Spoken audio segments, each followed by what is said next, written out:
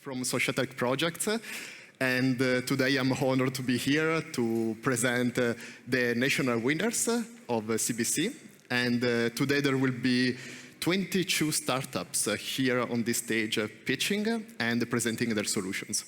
Of course, I want to remind you the rules. Every startup will have 3 minutes, and after this they will have 6 minutes for answering any question from the jury. And there are some startups that are pitching physically here, others are online, the same thing also for the jury. Part of the jury is here in front of me, and there are some jury members that are instead following us online. So the first startup is our Pocket Hero from Lithuania. Yeah, awesome.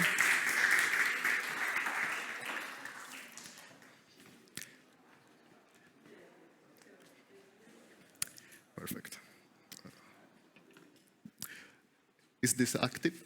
The mic? Yeah, awesome. The stage is yours. You have 3 minutes. You will put the... Yeah, I will set now the alarm. Yeah. And I will give you the go.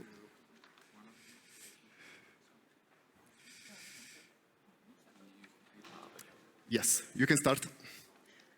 Welcome to our Pocket Hero.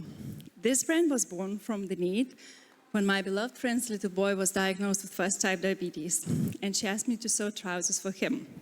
We both wanted to let him do what all kids do while wearing his insulin pump. Type 1 diabetes is still an incurable illness. The insulin pump is the most modern way to manage this illness, and detaching the device for a longer time can cause serious health issues. So kids do face problems. It limits their freedom of movement. It raises questions from the peers. Sometimes they get bullied for that. And parents ask kids to slow down because of this expensive device won't be broken.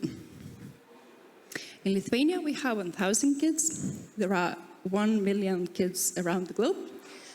And we have 50 million adults with type 1 diabetes as well. Currently in the market, there are 2 brands doing underwear, but there are no upperwear clothes created yet. And I have protected all my designs.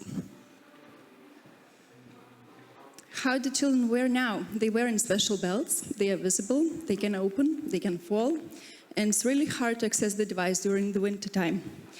So my solution is adaptive clothing line with sustainability in mind, with discreet and comfortable double-sided pockets installed in our regular clothes.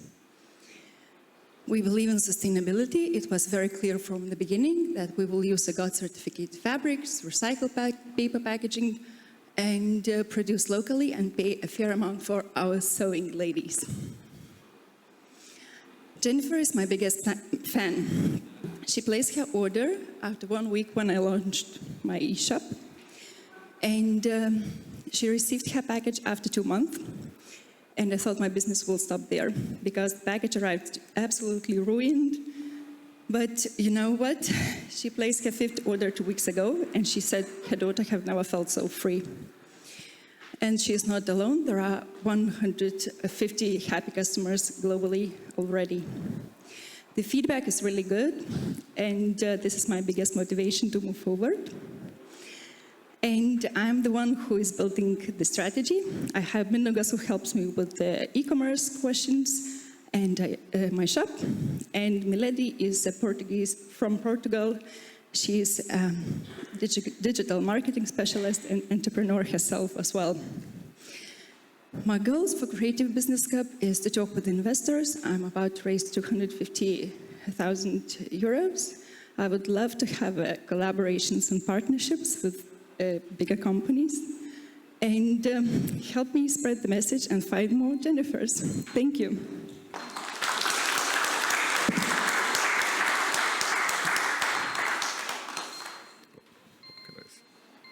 Sorry. There is a question there. Okay. Yes. Yeah.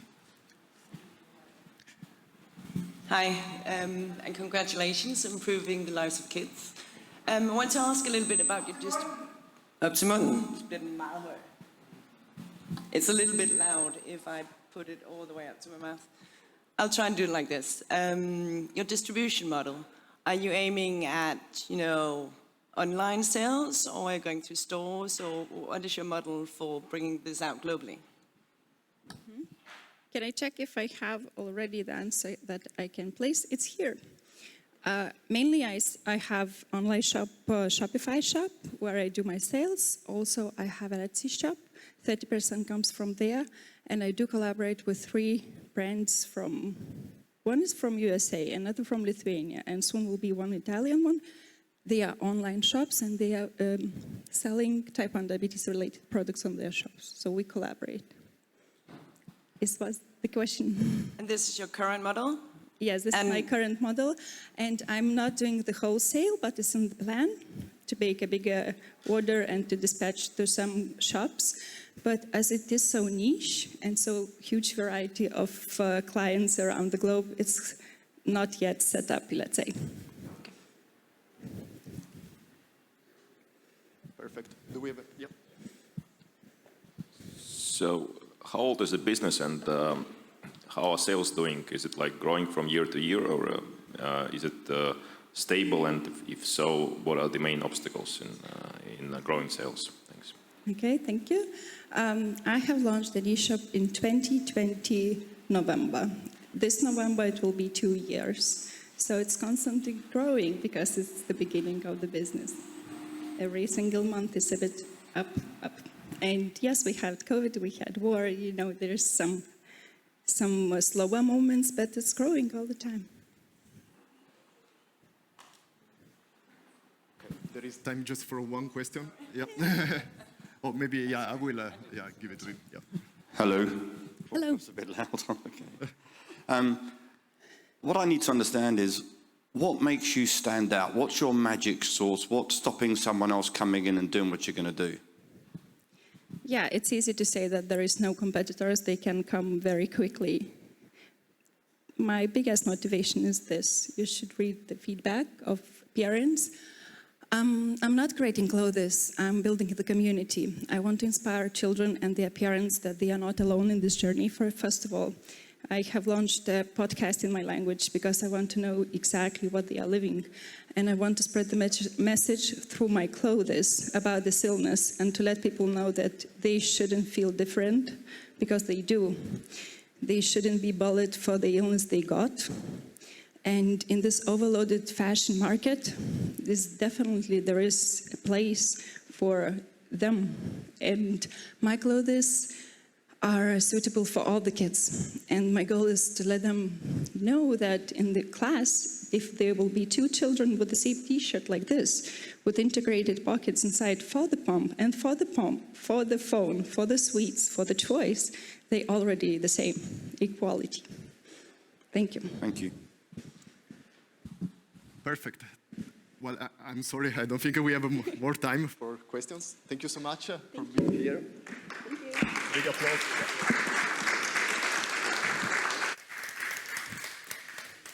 So the next startup that I will invite on the stage is from Botswana, and it's called Creative Crat.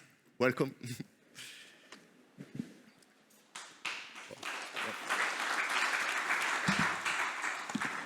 I will just take this.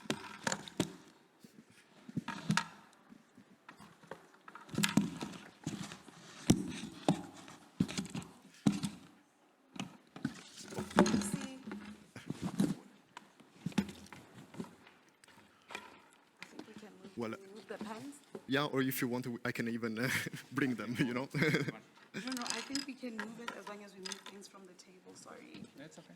Yeah.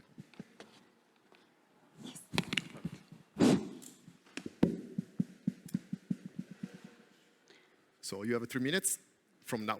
Good morning. Meet Mpho, a painter from a village in Botswana, who had been struggling to position himself to continuously sell and have consistent income to support his family. Due to the gap in distribution, perception, and sustainability of the visual art practice, he represents the 4,000 artists in our country who are ready to empower. At Creative Cut, we educate artists and condition the market to appreciate the value of visual arts. Through our workshops and a podcast, which currently reaches 24 countries over 5 continents, We curate top-notch exhibitions to position artists for different markets. In addition to the visual artist, we target our attenders, collectors, corporates, and government entities. Art bodies, companies, and government departments are competitors, but our value is that we promote trade over aid. We bring state-of-the-art, visual artist-centric, better accessible, recurring business and patronage designed for exponential growth and returns for artists. We have helped 20 artists, including Mpho, to generate $10,000 over 6 months while operating virtually.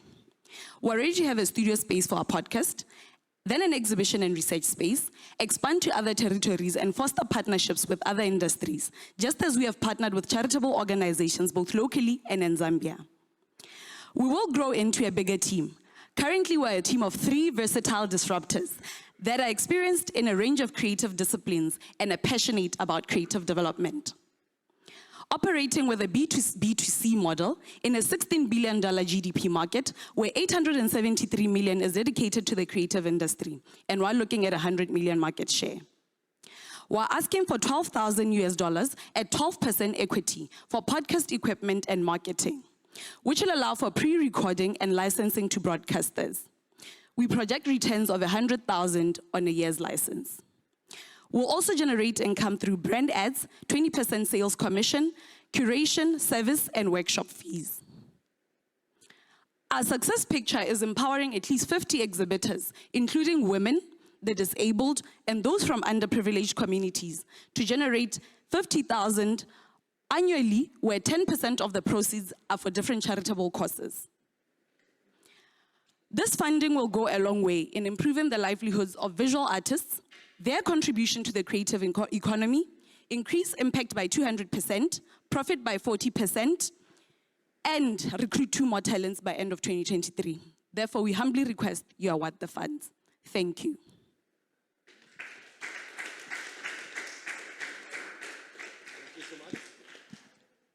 Any question from the jury? Yeah, please. Thank you very much. Hello? Okay.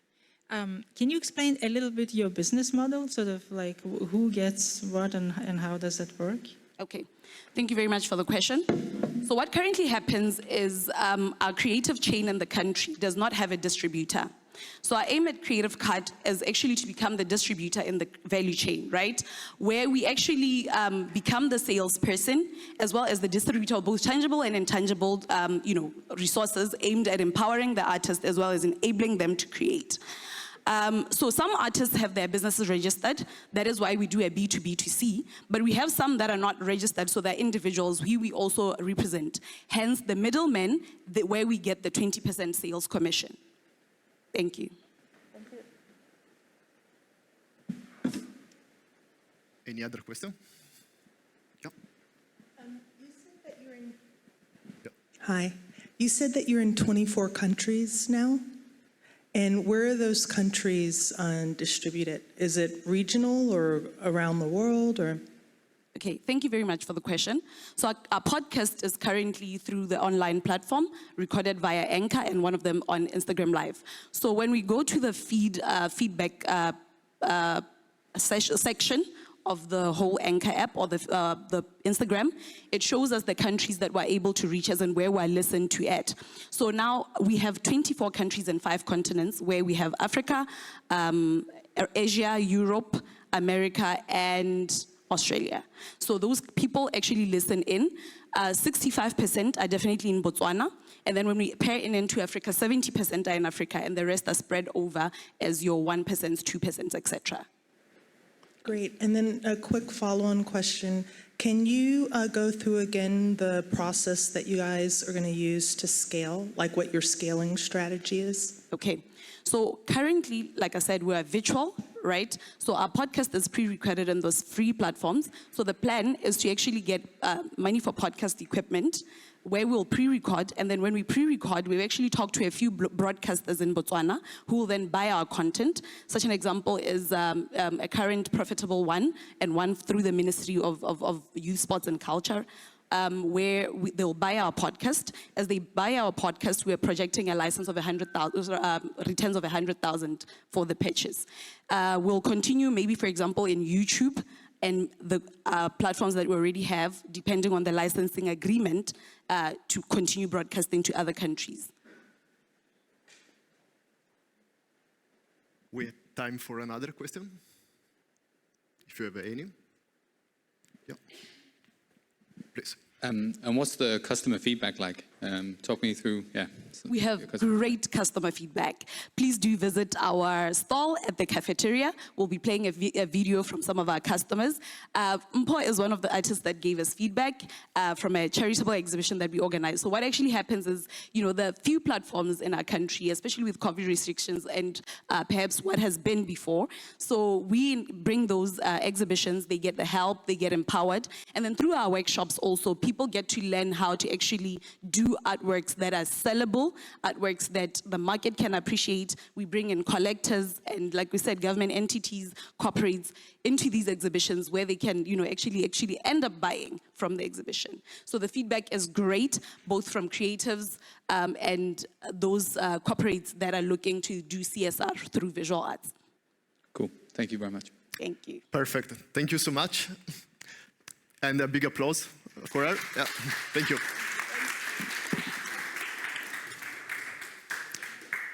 So the next startup is called Qiaolin, and it's from China. And I think they will be connected online.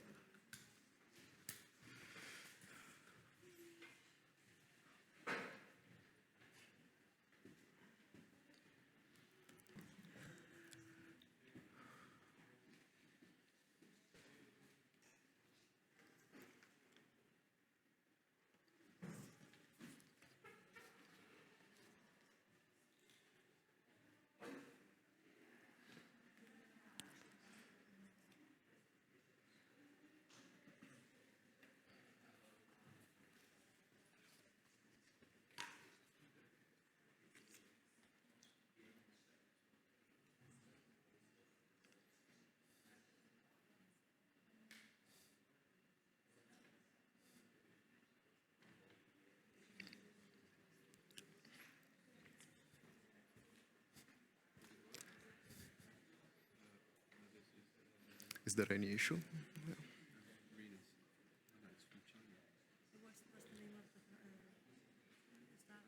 Qiaolin. Qiaolin.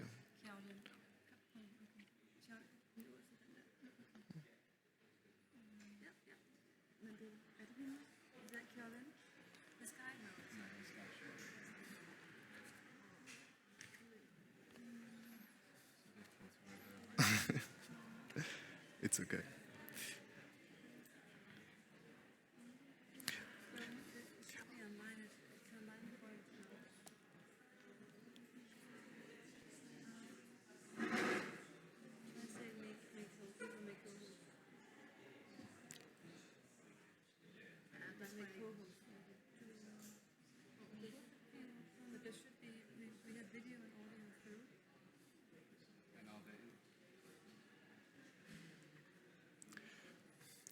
Shall I skip it? Or we connect with them later?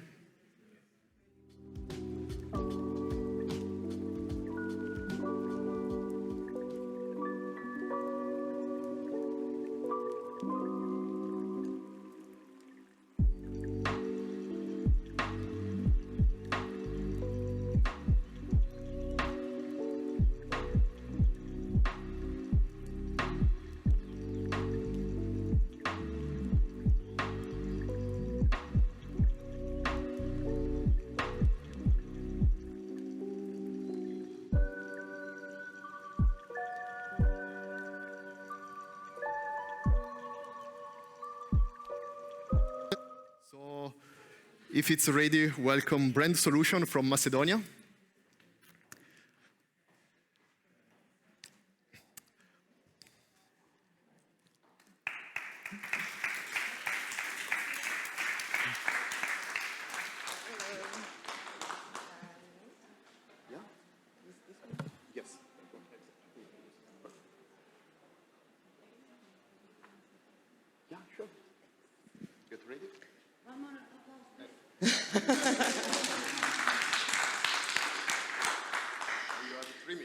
Thank you. Hi, I'm Elizabeth, founder of Brand Solution, digital marketing agency that created a product, Best Online Assistant, which is a marketplace, but not like the others. Can you see the disability on this picture? No. Have a look at my team. 5% of total population in the world are people with physical disabilities, and 60% of them are workable force living unemployed under social services on the countries. My passion is helping people in need, and my profession is training people for the labor market. So for the digital marketing agency, I started to combine my passion and profession, but it became that global problem is a shortage of digital workers. As an active member in Europe's biggest organization for improving life for people with disability based in UN, I saw the opportunity. And after research, we saw there is a gap and no one is using the ability of people with physical disabilities for digital jobs. All analyses are going into our favor, so it's time to start and see the ability. We create the solution, web platform, marketplace, where people with disabilities can find an academy for digital skills, certified courses, and companies can find qualified freelancers and a database of people with disability who wants to work full-time. That's how we created all our activities into one business model that is working and making a revenue. We bring value to each side. People with disabilities have equal rights, remote jobs, education, they can earn for themselves and they feel valuable. Businesses are becoming aware of benefits of inclusion, plus they get 15% new target market, freelancers, lower marketing costs, and they are social inclusive. Companies like Coca-Cola, JP Morgan, IBM show that it pays to be inclusive in the following way. 28% higher revenue, 2 times higher net income, and 30% better productivity. We are different than the others because we provide education and training, we are socially responsible, and we give opportunity for full-time employment. Our TAM is 1.3 trillion, our SAM is 97 million, and our sum with this team is limited to 2 countries and 50K. We have 2 business models, one for freelancers and one for subscription that companies are paying to hire people. Our team are all proven experts in the field with more than 50 years of experience, no counting the life experience that we have. We are very target-oriented, and everything so far we reach before the time. Next year we will have the Europe expansion, and by year 5 we want to go global. For that, we need a smart money that will take us to Europe. We are very proud of our recognition and world nomination, especially from UN, that we are solving the problem of 5% of total population in the world. We are part of Voices for Change, and so far, everyone who came across with us rated us as excellent, and Westby rated us as the most exciting startup that can disturb the world market. So, become valuable, and let's create a world without barriers together. Thank you so much. Any Thank you for the 10 seconds more. Yeah. Any question? From the jury? Yeah, please. I could actually miss the business model, but it was like 20% out of something, and then it was 2,000K yearly subscription. Yes. So the Academy is free for the people with disabilities, and we provide everything for free for them. 20% companies are paying on each transaction made, which is made if they want to use the digital services from the freelancers and they can search for free on the website.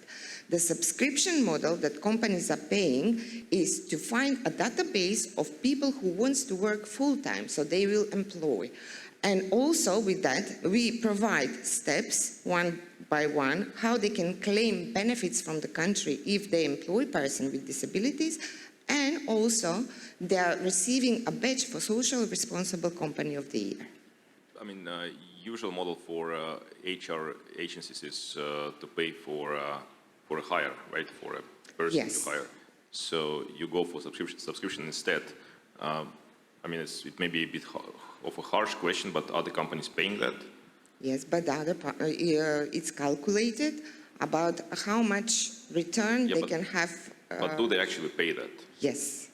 So far, we made the most revenue from the subscription model. Okay. Yes. Thanks.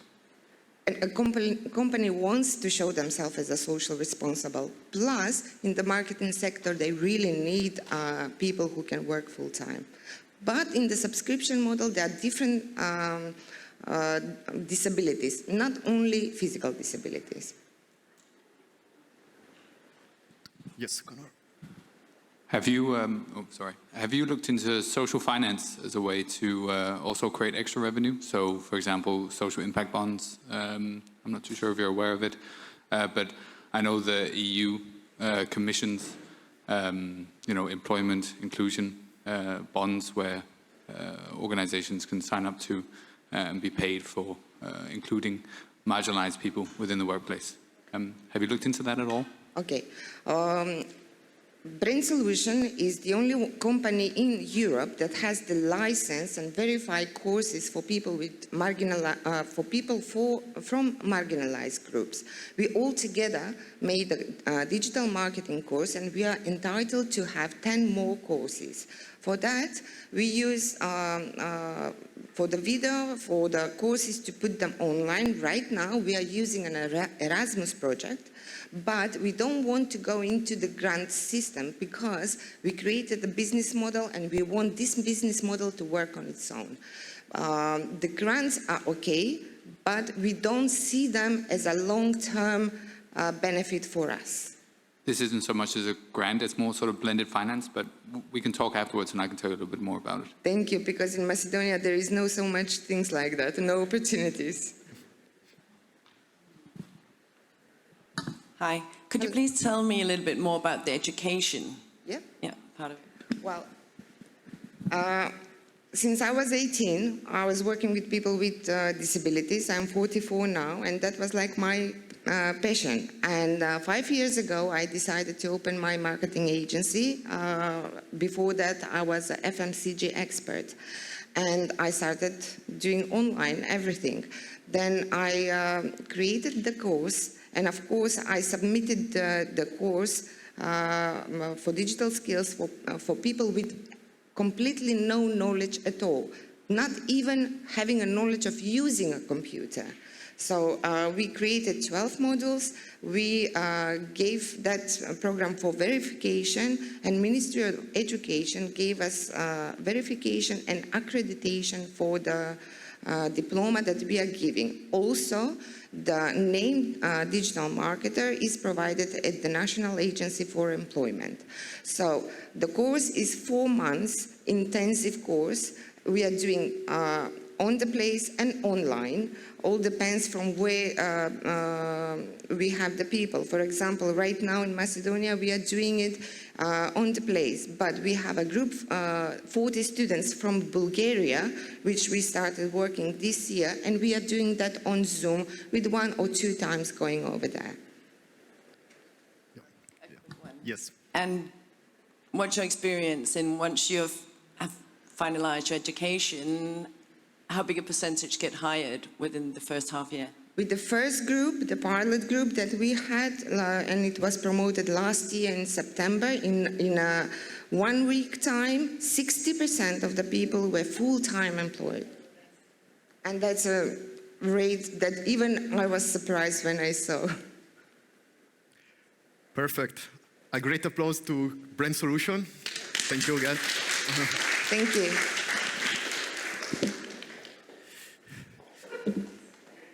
So let's see if we can connect to China with Caroline. Yes, okay, perfect. So they are telling me everything is ready.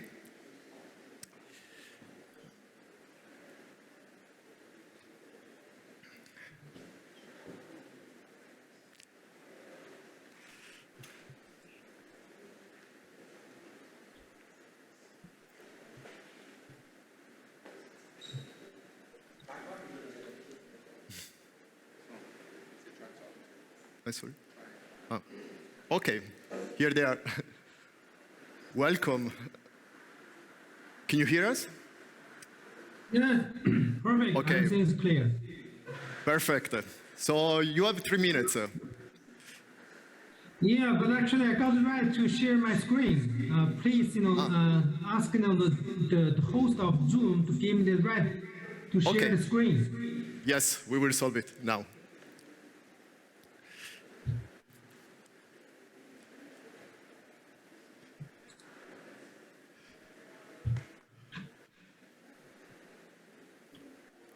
Okay, try now.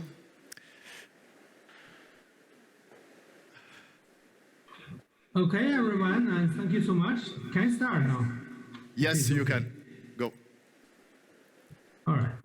Thank you so much. And unfortunately, I cannot be, in Copenhagen this time because COVID-19 is not really finished in China. But anyway, I would like to show you the very, perfect, the startups company related to creativities.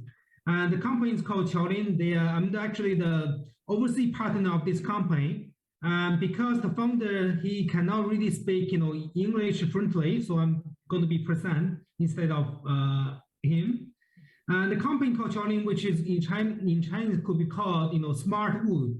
So make it simple as easy. So we make, this is a really traditional way how, the back to 1,000 years ago, the people how make, the structures of the house and the buildings by using what we call is like, mortise, mortise like, like a track, to hold up, the wood.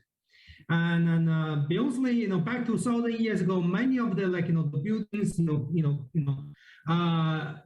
which is made by wood, and also there's no any iron, no any like icons and for example metals actually inside of the building.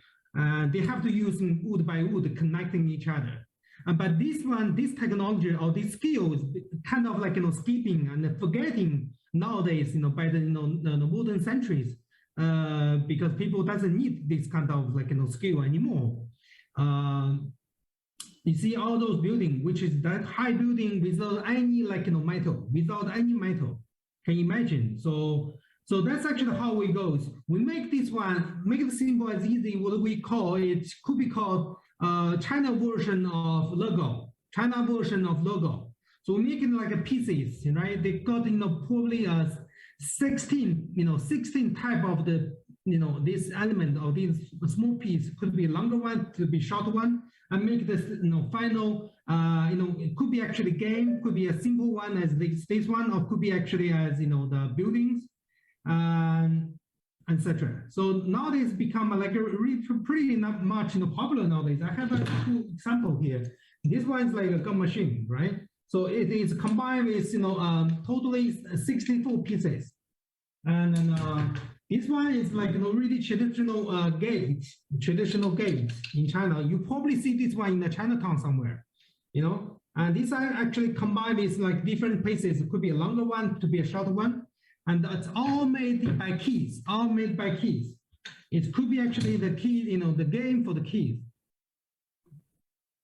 The toys and for the keys. So we actually having this one very popular nowadays, and people by using this one even having the local competitions, etc. By the way, since we have only 3 minutes, I would like to skip this one a little bit.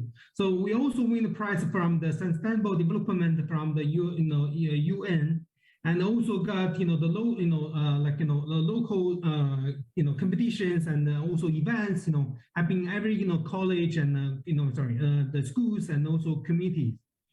And you see, even so we can make robots like big robots, and based on just your imaginations, your imaginations. We also got the witness, visitor from Minister of China, Chinese culture and. I'm sorry to interrupt you. Yeah, the time is over.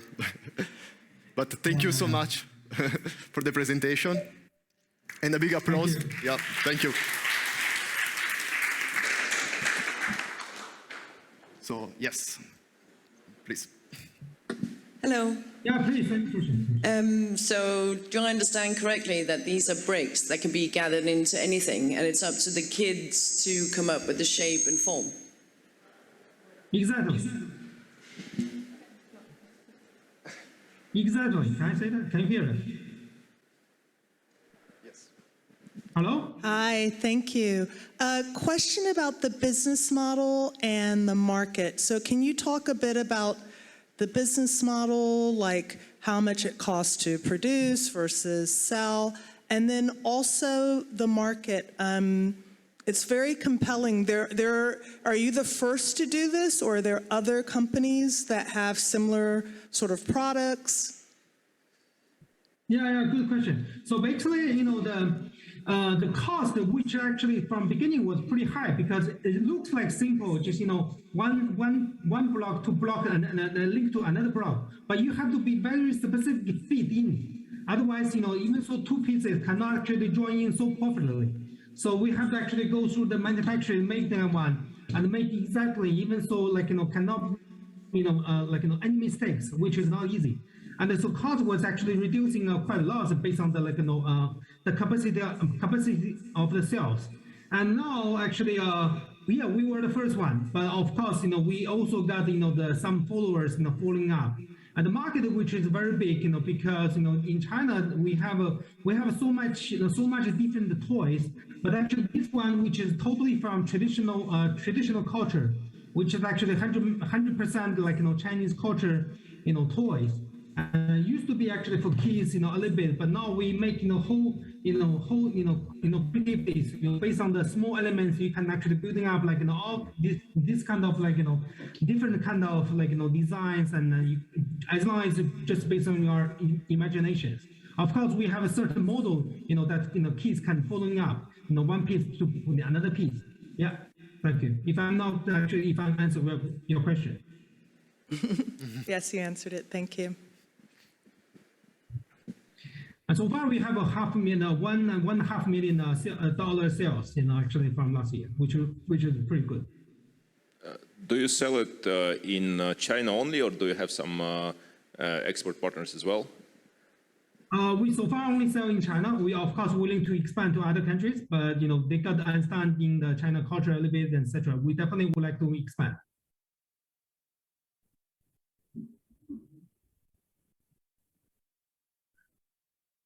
Can you talk a little bit about the sustainability? Is it recycled materials that you're using? Is it bamboo? Is it what's the sorry, I might have missed it during the presentation.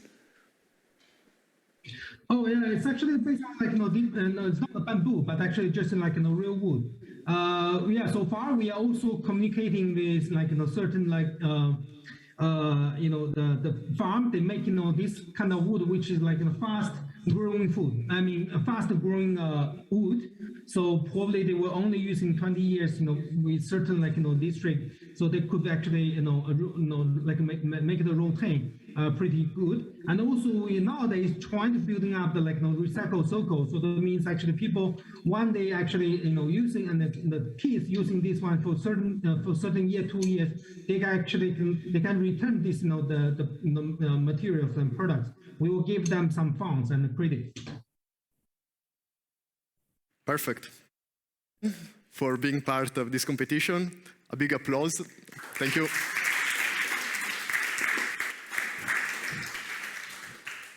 So the next startup is coming from Japan, and they will connect online, and they are called Tombo Systems KK. Yes, Let's see if we can connect quickly with them.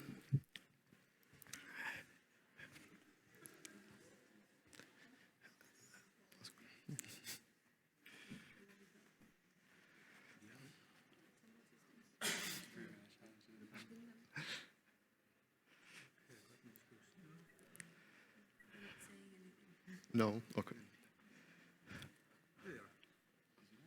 Yes, can you hear me? Okay, here they are. Yes, we can. Okay. Perfect. You have 3 minutes from now. Thank you. Okay. Hello, my name is Ross Purdy, and I'm CEO and founder of Tombo Systems in Japan.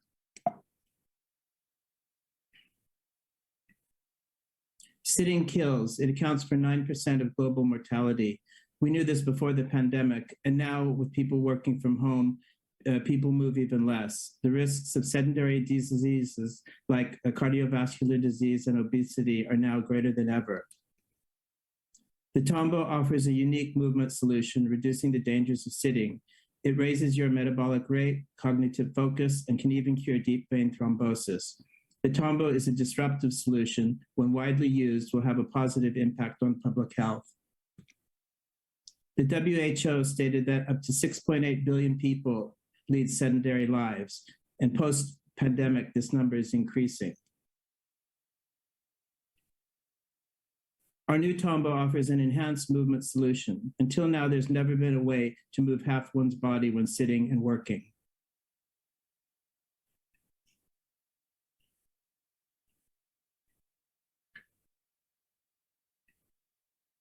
With motion sensors, the Tombo becomes a controller. It can be used in place of a mouse, necessitating one to move more to complete a task. Our application calculates the Tombo steps, METs, and calories burned and creates a total activity snapshot of the user.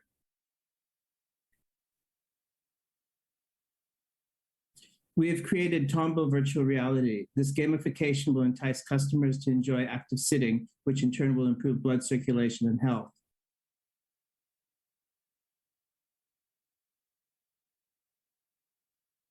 We have further expanded our VR walking software to VR shopping, allowing our customers to virtually shop in the locations where they are walking.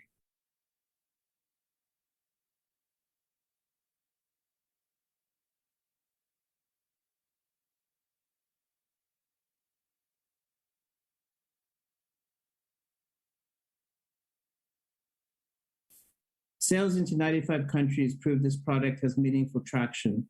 We've also sold in every prefecture in Japan. After appearing on Nippon TV, we sold 100 Tombos an hour continuously until we ran out of inventory. Our management team is comprised of seasoned professionals with a combined experience of over half a decade in Japan. We will deliver.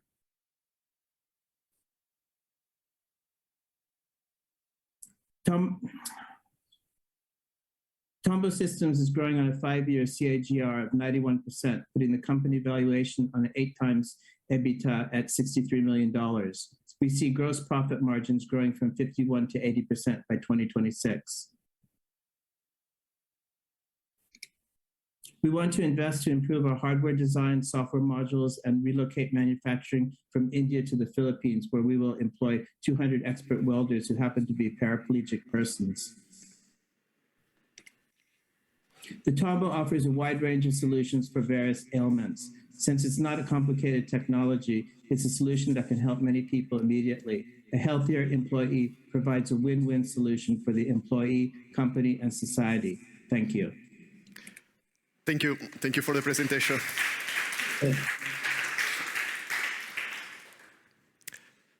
Yes, question. Thank you for your presentation. So my question is about who are the other players in the market and who are your main competitors? The main competitors would be standing desk companies. There's not a device really like this out there in the market.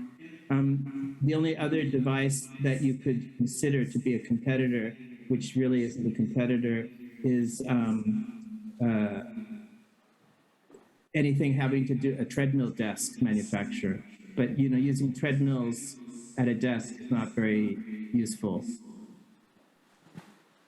The difference with our product is it's a random moving product, and it's suspended by either the desk or a stand, so it's hanging down. And this random movement mimics walking. Hi, where do you sell this product? Just online, Japan, or in what kind of shops and online? In Japan, mainly online and on Amazon, and through other different vendors. We also have teamed up with Itoki, which is a office furniture manufacturer, and they make the specific desks that will handle the Tombo. So we have two types of products. One is a stand, which is portable, and the other is a desk. So we're trying to enter the corporate market. We've had some large financial institutions very interested, where we even can put 10 tombos on one large conference table so people can sit down and use it and discuss and not fall asleep at the meeting. Hello, do you have any IP protection?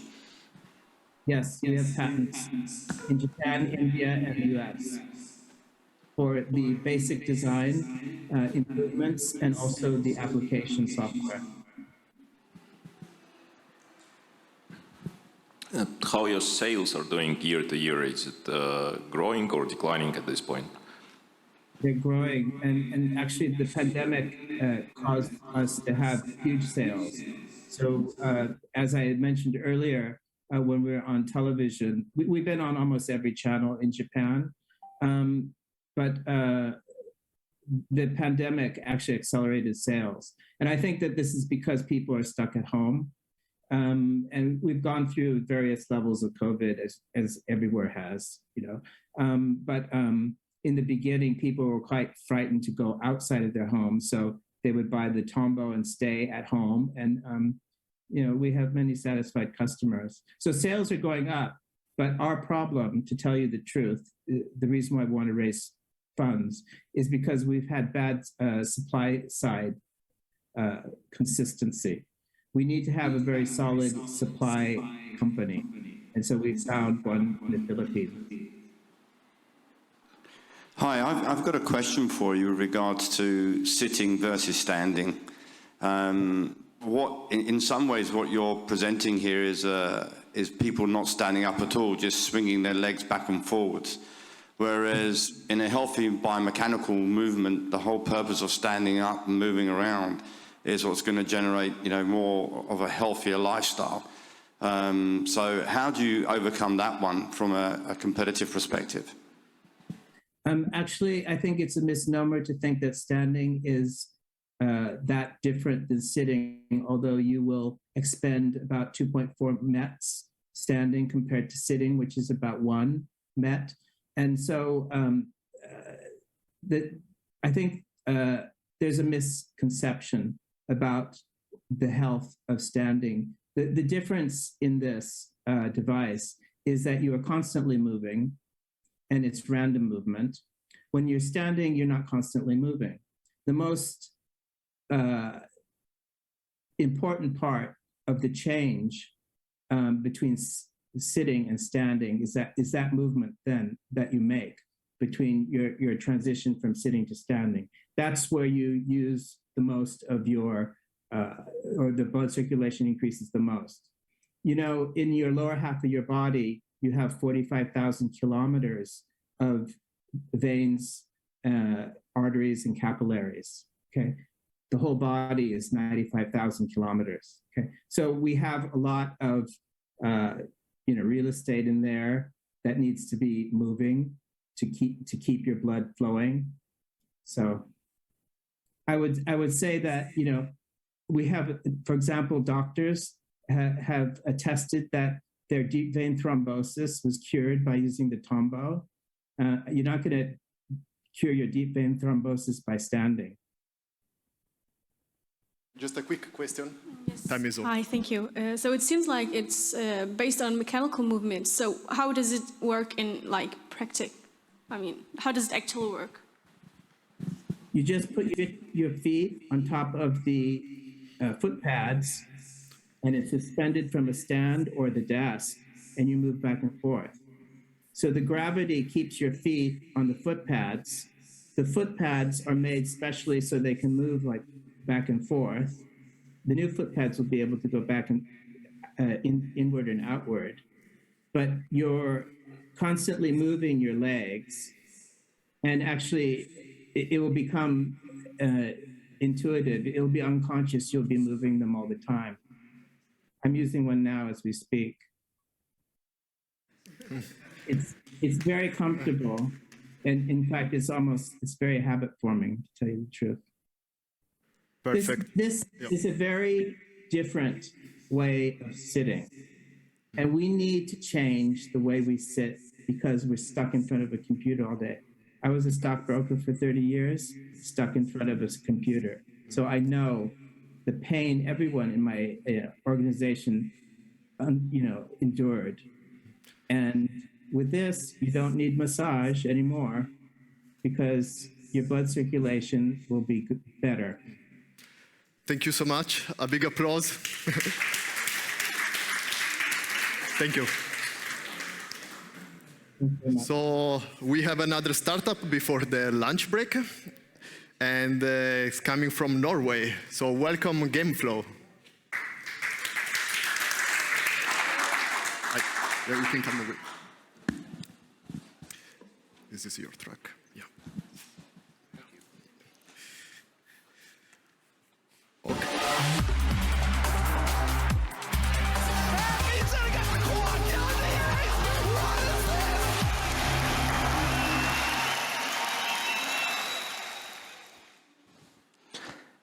Esports is the fastest growing spectator sport on the planet.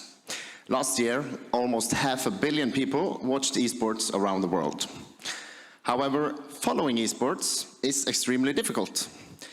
Yes, you can go onto Twitch or YouTube and find a match, but then it's just a random match. Fans have to deal with a jungle of complicated websites in order to find match schedules, tournament information, and follow their favorite teams. But that's if you even know where to look. This process is time-consuming, content is fragmented, and fans miss out on important matches all the time. At Gameflow, we've created an all-in-one platform where users can discover all esports content in one place, watch all matches and tournaments in an easy way, and follow their favorite teams for a tailored experience. We launched our open beta 4 months ago, and our main focus has been to create the most seamless and accessible esports platform ever. And right now, we cover 11 of the biggest esports games. All right, so let's look at some initial beta metrics. By reaching 20,000 monthly active users and 186 different countries in just 4 months, we have successfully launched our beta into the market and proven that it attracts users at a truly global scale. But this doesn't stop with the consumer and with the end user for us. In order to create strong network effects, we also want to include the teams and tournaments, because they still struggle to monetize their content, even with viewerships at an all-time high. We aim to serve both sides and enable teams and tournaments to build dedicated fan communities directly on Gameflow. And by sharing our future subscription revenues with these producers, we will incentivize them to bring their fans onto our platform, much like Spotify did with online music. Right now, we are looking for ambitious investors with experience from scaling B2C companies. So if you want to join us in creating a true home of esports, we would love to talk to you. Thank you.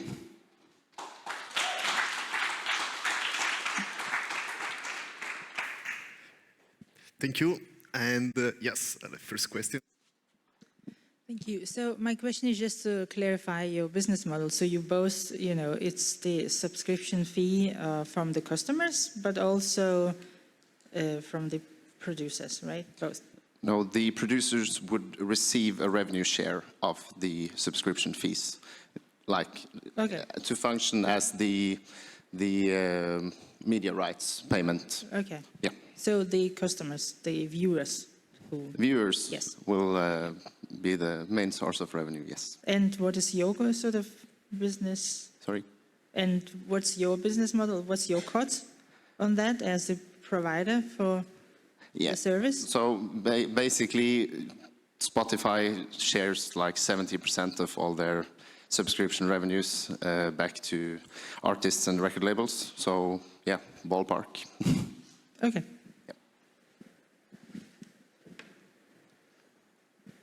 Yeah, just going back to that, the Spotify model.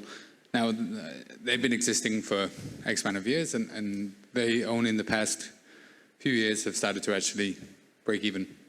What's your break-even point, and how long until the investors are going to get their money back? So the main thing here is that the media rights market in esports is basically non-existent, and we want to introduce that. Hello. Because what differs from traditional sports is that you always have the owner of the underlying IP of the video game. And up until now, they have wanted everything to be free, because that's free marketing. But that will not be sustainable for the esports industry when no user is paying anything to watch. So that's kind of our goal in this, is to introduce the media rights through a Spotify model. And right now, teams and tournaments make barely no money at all from the viewers themselves.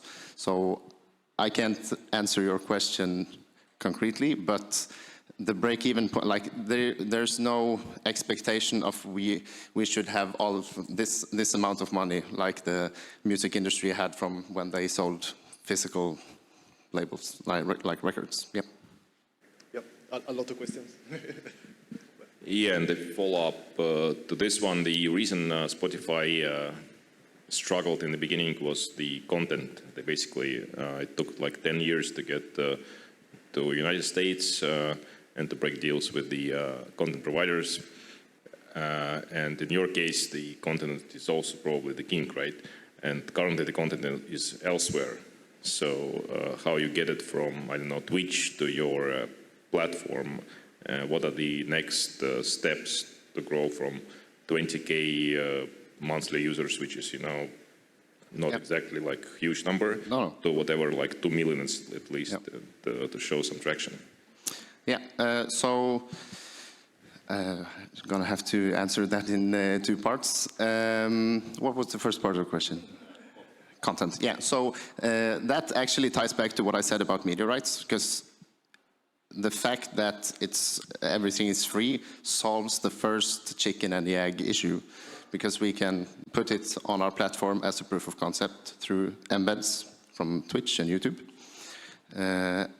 And our goal long term is, of course, to be a streaming service of our own, but that is much more expensive to build. So you got to do one thing at a time. But as opposed to Spotify and the struggles they had to provide all content everywhere, we can do that from day one, and we don't have to pay anything until we successfully implement a model that generates revenue. Because, yeah, right now, no one is paying them. I have another question. I really like that you want to include the esports teams and the producers themselves also within this whole concept. But I believe that those companies are mostly driven by the sponsor money, the big exposure, and that's something that your platform does not yet have, because you're still small. What is the strategy and the main incentives on getting those parties along? Yeah, so in the beginning, we won't be replacing anyone else. We will rather add to the ecosystem with the fact that they will be able to build communities at a platform where users actually go to consume their content, as opposed to building it on Twitter when they have to watch it on Twitch, and then they have to go to some community site to find the schedule, and then they have to go to the team site to find information about the team. That's so what we want to do is enable them to build the communities and then help them monetize those communities going forward. Yeah, so it's absolutely a long-term project. It's not done overnight. It's ahead of its time, and it will take time. But yeah, we definitely believe that there has to be some kind of viewership monetization in esports at some point for it to be sustainable, financially, and we want to be the ones to introduce that. I'm just going to follow on to what you just said, because you've asked for investment money. And at the moment, if I'm sitting here, I just cannot see where I'm going to get my money from, because you don't have a model that you've really identified as the one that's going to generate that scale or return. So I think what you've got to do is make sure you've got that model right before you even approach any investors for any money. Yep. Just a piece of advice there. Yep, all right, thanks. I think I really like the idea Because if you can be in top 3 and you can own the flow of that would be great. I mean, there are 90 million people watching Super Bowl, who's the most watched, but there are more than 200 million watching League of Legends, the competition. So the market is definitely there. And if you are saying it's like a jungle, and if you can be Tarzan and make it that everyone would come to you, that would be brilliant. But you said you had 4 months now, and you had 20,000 people. Because I think the gamers, and the people that follow this e-sport, they are quick. They would search quickly. So why do you think is this number high for you, or do you think it's successful, or is it slowly? Well, we have had a lot more people enter our site, but we are pretty conservative when it comes to defining someone as an active user. You don't check that box until you have watched an actual match and like you become actively part of what our platform is supposed to create value through doing. But 20,000 is obviously a small portion. Yes, that is 4 months, but I think, like, for myself, having followed esports for many years, I am used to the jungle, and the jungle is time-consuming, but yeah, okay, up until our platform launched, that was my day-to-day. I used the jungle, and no one ever tried to make it easier for me, so I don't search for new ways to consume it. So that is one of our challenges, to like bring this new way of consuming esports into the conscience of the fans, definitely. Thank you so much. Again, a big applause. Thank you. So now it's time to have a quick break, and we will be back 12:30 here for the next round of startups. Thank you. Now we have another round of pitches and 6 startups before a short coffee break. So let's start immediately with Turkey, with Meet AI. Welcome on stage. Yeah. Just a second. Hello, everyone. Okay. Does design really have a feature-rich paradox of producing the new? If you really design something new, you have to get to be inspired. But from what? 16, 17, 18, 19? Every year, we are just inspired from something in the past. Just where this business idea came from, I have my own startup in fashion and textile industry under the name of Women and Women and Men and Men brands. We are exporting 4 countries in the world wide, and we know that something new is very hard and takes 2 months for creating something new as a printing pattern design, and very expensive, totally dependent on human, and all the companies really want to create in design in fastest way and having their own mythology. So as a basement, real problem is including 2 terms, being in a human and the process. Lack of creativity and inspiration. Because of that one, producing the new is really impossible. And also it takes 2 months. And as you know, fashion and the textile industry is not the cleanest one. So we are wasting the water and also the world's resources. And Meet just solved this problem. How? This sustainable design and the process tool, after creating your inspirational board, we can creating something new and speed up the design process by 70%. This is our first POC for Zara in the text group. After uploading the inspirational images they sent to us, we have just creating new designs in seconds. And company can save money and earn money designers have always inspired from new. This is very easy to use, like using the Instagram, and also reducing design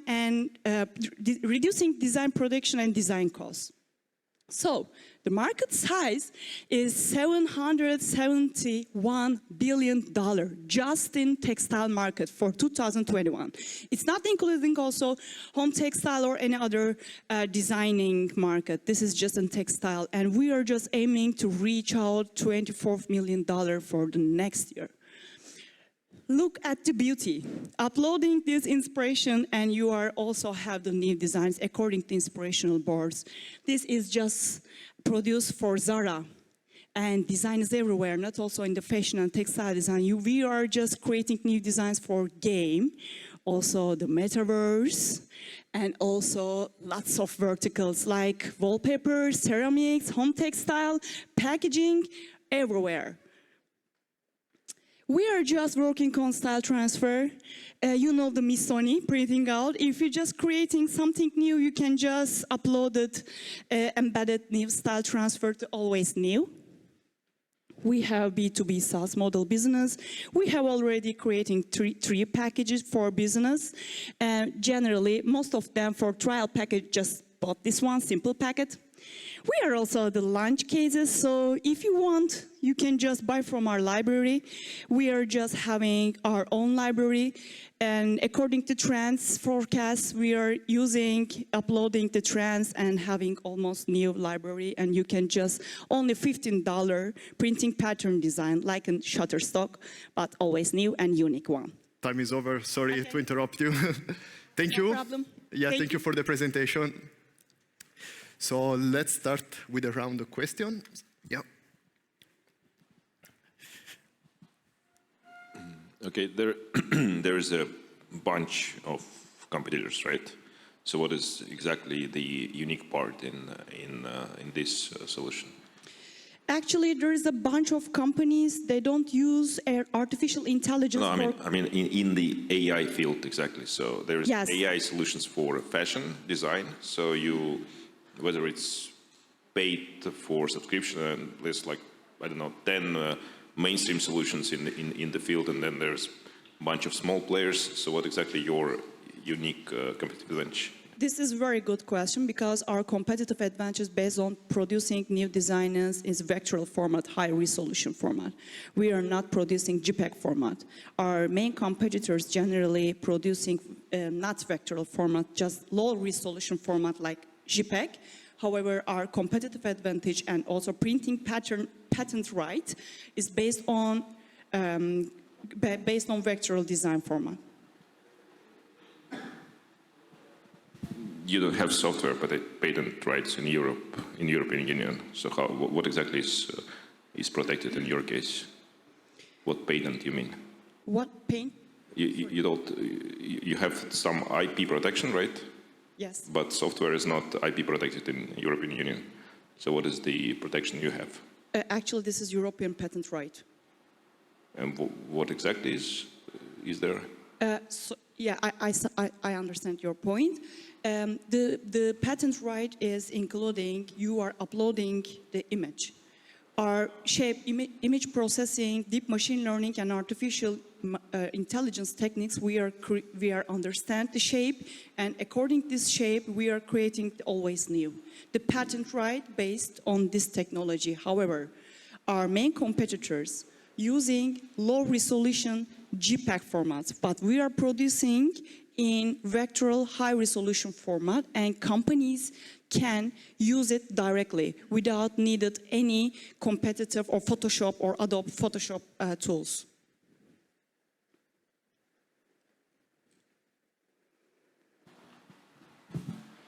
Hello. Hello. You showed images of Zara. Was I correct? Yes. How's that progressed? They provide you with the images, and now what's there? Are they a customer now, or is there a long-term contract with them to continue this stuff?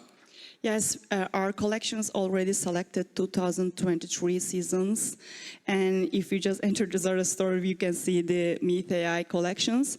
When we check our market proof of concept, we don't say that this is produced with artificial intelligence. After we got our approval, we said that these designs created by artificial intelligence, and the designer says, wow. And the POC has been already proven like this.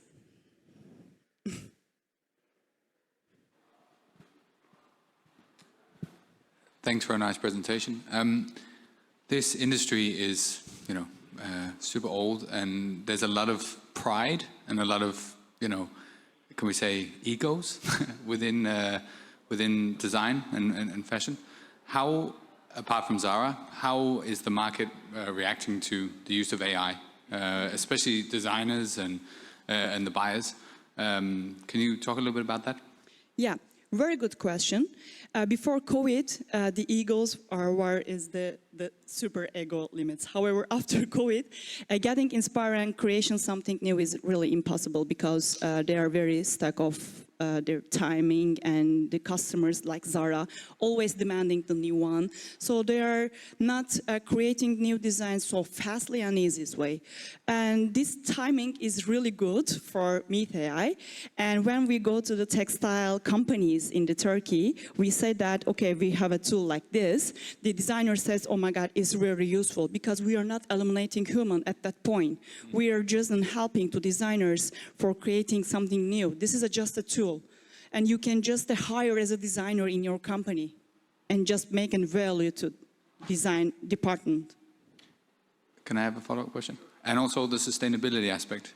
If we're constantly, pushing new designs, people are using more material, it becomes easier to bring in design. Do you, have you closed the loop, or have you looked at ways in which you could bring in more sustainability into the industry as well? This is the main point, because if you're just creating something garment as a textile garment, you have to use the water resources. And after just producing or creating new textile, and you just send to customers, and customers just, after a while, trash it. However, with this system, you can just create it within 3D garments program. It's always embedded on it, and just creating its virtual way, send to customer. If it is needed and required, you can just produce the useless one, and you can send it with UPS or something like that with the delivery. However, at that point, you're just eliminating and removing using the water resources and the textile garments not needed at the first stage. Later on, if required, if needed, and customers say that, okay, I'm sure that about this design, so could you please produce it? The one example is okay. Perfect. Thank you so much. Any questions? Big applause. Okay. Yep. Thank you. So the next startup is Sorgi from Malta. Welcome. Hey everyone. Is it on? Okay. Okay. So, hi everyone. My name is Anna Horvat, and I'm here to present my project and startup, Sorgi, which is about giving construction waste a second life. 12 years ago, by an accident, I ended up in Malta, which is not only amazing for its sun and its beaches, but also its built heritage and limestone architecture. And it also gave me my first ever architect job in my life. In the last 10 years, I created my own studio, which is a design studio based on storytelling and sustainability. And I had projects and worked around like Berlin, Lisbon, London, and Budapest as well. Unfortunately, 10 years later, when I went back to the island, this is what I saw. And these were the daily news, what we were reading in the news about like heritage buildings getting demolished. The economic growth led to property development, and it's led to an increasing amount of construction waste, decreasing amount of natural resources, and loads of heritage building getting demolished around, which had like a really communal and community memory within the society.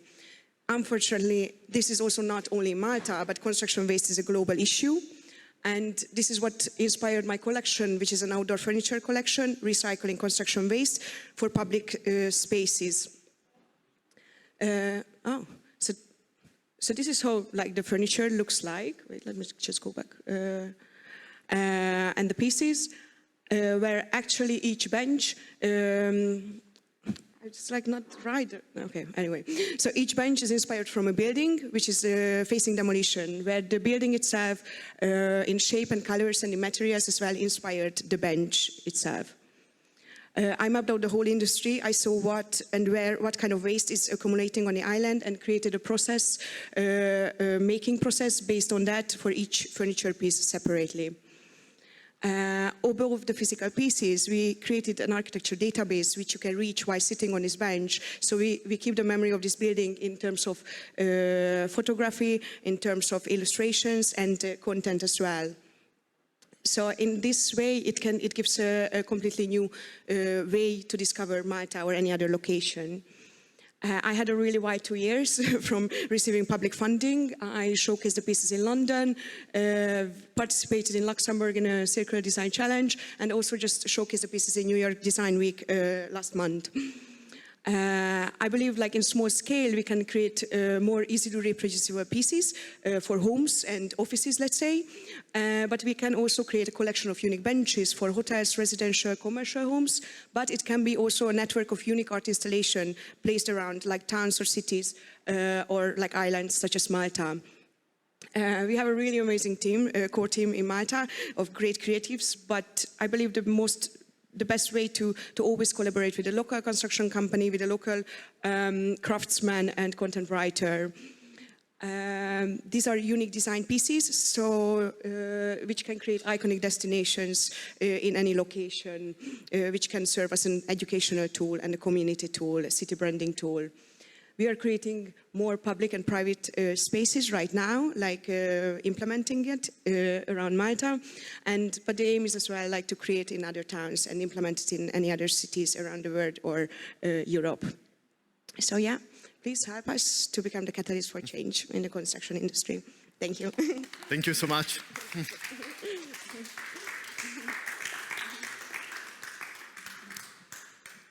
So, any question? Even from the online jury, I think now we have the possibility also to get any question from the online jury. No. Anyone here? Yeah. What is your business model currently? Do you get some money from local municipalities, or you just testing your concept and want to scale? Basically, we just implemented, like we just put on site like last Monday, like and installed the last 2 benches, just finished the first prototyping phase, so we created 12 prototypes, which 6 final bench, like at the end, in the process, and we are in the phase right now to talk with the region, with another region, to implement it in 12 more. With 12 more local councils, like in one side, and we are in talk with construction companies and the developers as well to implement it in a hotel or like a bigger environment. Hi, can you go back to that slide where you talk about your various market types, or customer types, I should say? Yeah, over here, right? Yeah, exactly. So the complexity scale, so we go from 3 years, 1 year to 2 months. Can you talk a bit about what's the complexity? Is it, do you guys work with furniture makers, or are you planning to have furniture makers on staff and do your own manufacturing? I made these pieces. I had a mixer, and so like the first pieces, like literally made by me, but obviously in a larger scale. When we are talking about like a collection, we are working with local craftsmen. So already a factory who has actually, like the capabilities and the machinery, because this was okay for the first prototype phase to make it on our own, but it can't obviously be implemented. But I felt that I really had to be part of it and understand every part of the making. So this was the way, basically, that I was in a Dengari for a year. So to scale, you're going to be working with a lot of local artisans and manufacturers. And so that price, does that still hold true when you're looking at using outside talent and very labor-intensive talent to deliver the end good? Yeah, it is labor intensive. But like, what you are just like the question at the end, like sorry. What sort of margins are we looking at for those price points when you're using external manufacturing? Well,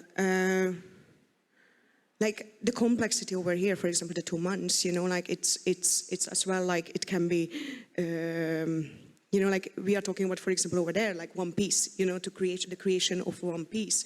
And it also can be in certain ways that one, you know, like not the whole process is made by someone, but we are taking care of, I don't know, like the mold making in that sense.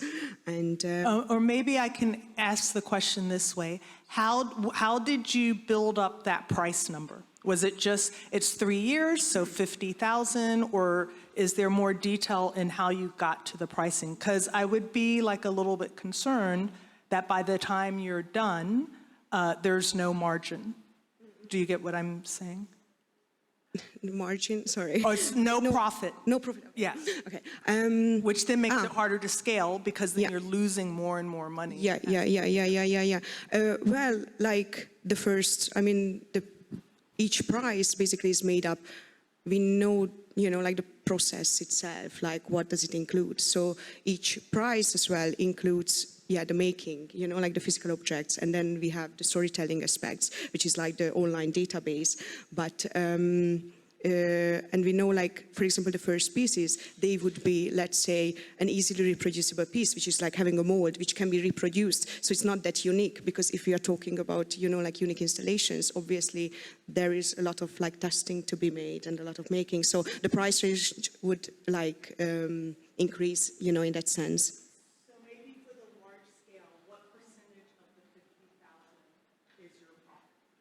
Yeah, but like there's so many, I mean, like it's such a variation of things of, you know, like how this installation look like at this point, you know, like there is so many like the materials, so many outside. What are we talking about? 3 pieces of a cube, or we are talking about a large scale of, so in that sense, I know we priced each furniture based on, you know, the making. So each piece is split, and I know the price of each piece, what we have created, but in that sense, this is not calculated accurately. You know, like I just wanted to say something in terms of numbers, because this is the scale we are talking about. But, you know, it can be, you know, for a ton, it can be a little ton we are talking about with free installation, or it can be like, you know, like a much larger piece. So I can't split it for you right now in that way. There is time for another question. Yeah. Okay, I was just wondering whether you looked outside of Malta. What is the scale here? Have you talked to different municipalities, different towns, different cities? Do they want this? How are you going to replicate, and how are you going to scale?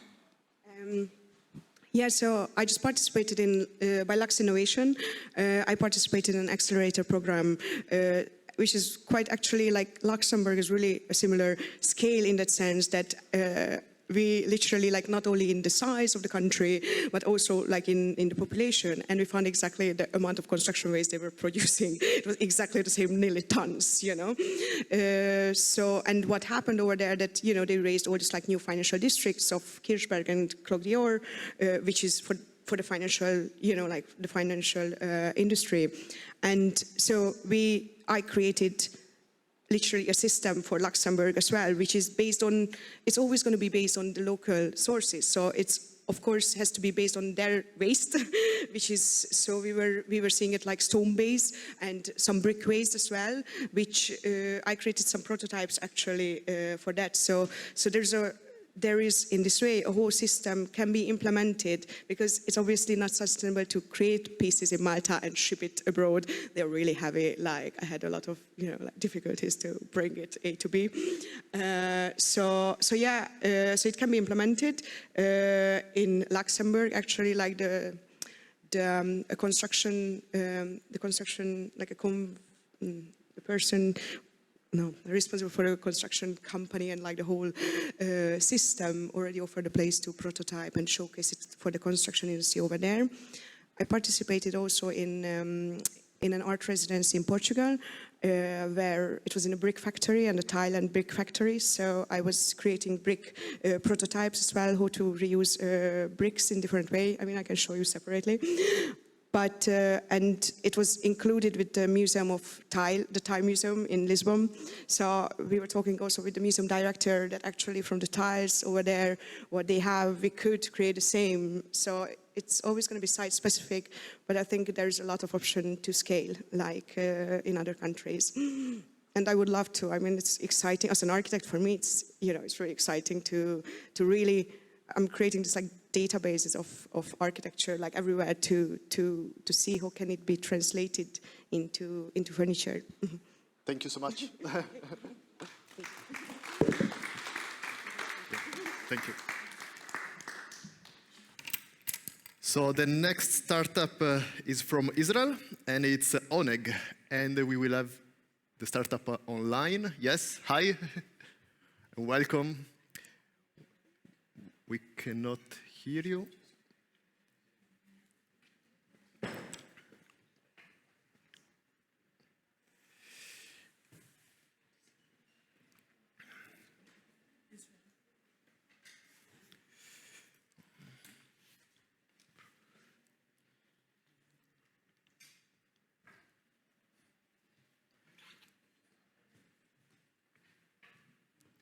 Let's see if we can solve technical issues. Yeah. Sorry. Oh yeah. Okay. Do we have Israel?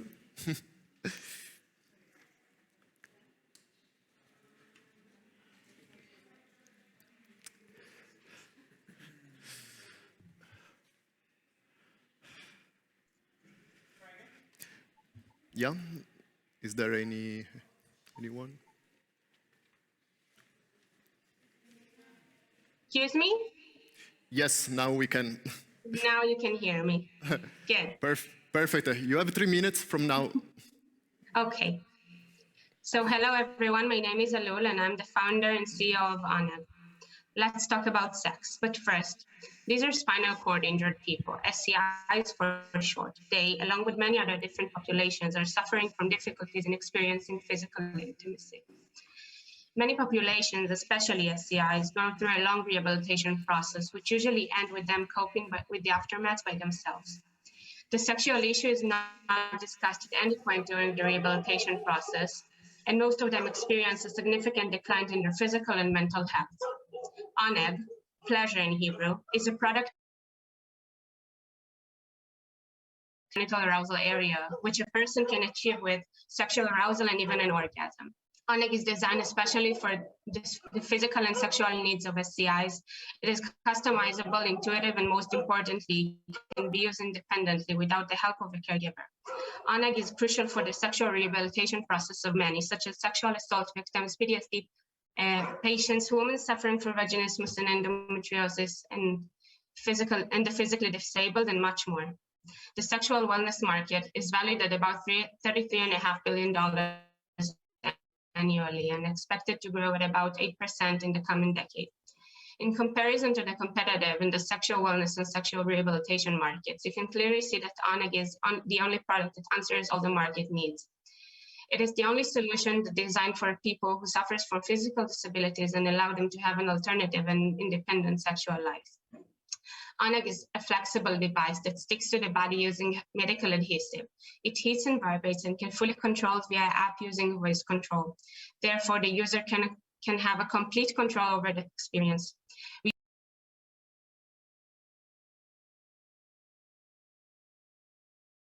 E-commerce site that targets people that are not going through an active rehabilitation process.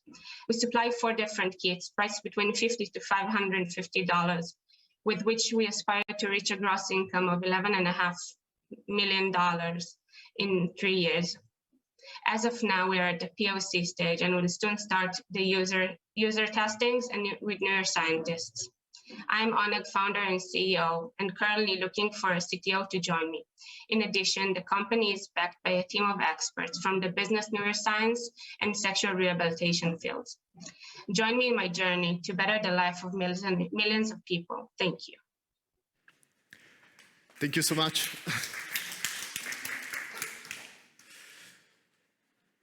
Should I So- keep the screen shared? Yeah, it's up to you. Yeah, I think you can. Yeah, so if you want to share specific. It was actually pretty fast, I would say. But in July, you start testing, right? Do you have any proof of concept at this point? So we are working currently on the POC.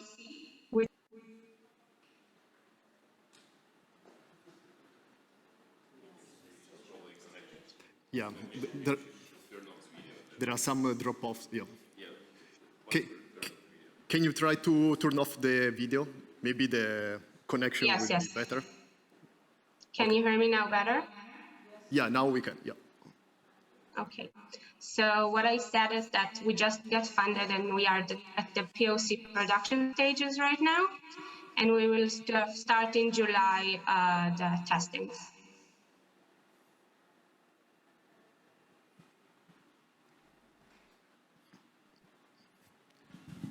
Hello. Hello. I'm intrigued in how you got into this. Well, I'm an industrial designer, and I was very interested in sexuality in general and in people in general as well. And I went to see an art show, showed SCIs and other disabled people almost naked, about their sexuality. And I was very moved by it, and I went to search and to look about for the gaps.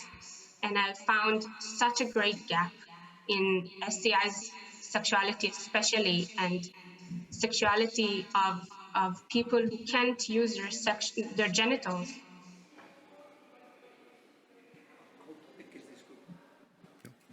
How big is this group? How many people? SCIs goes just in the US at about 300,000 people, but we go way above it. We go to PTSD patients and sexual assault patients or people. So the rehabilitation market is a very big market, which contains many groups.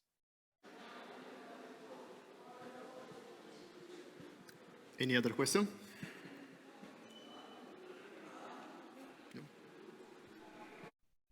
Just one from me. So it's an app as well. I saw that there was, yeah.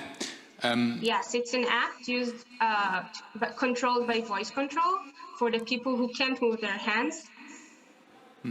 And what, do you cover all of the process of rehabilitation, or is it just for the control? Because I think if you can offer the whole process, you know, via the app, that would also help to potentially boost the business case as well.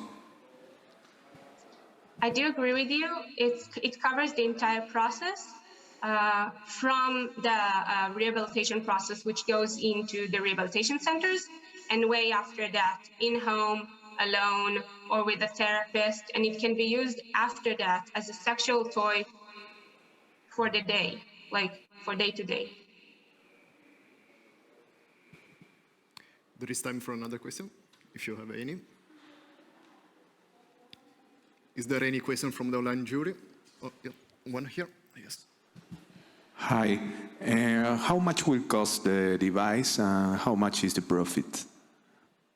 So we go at about $200 for the basic kit, which the production should cost us about $20.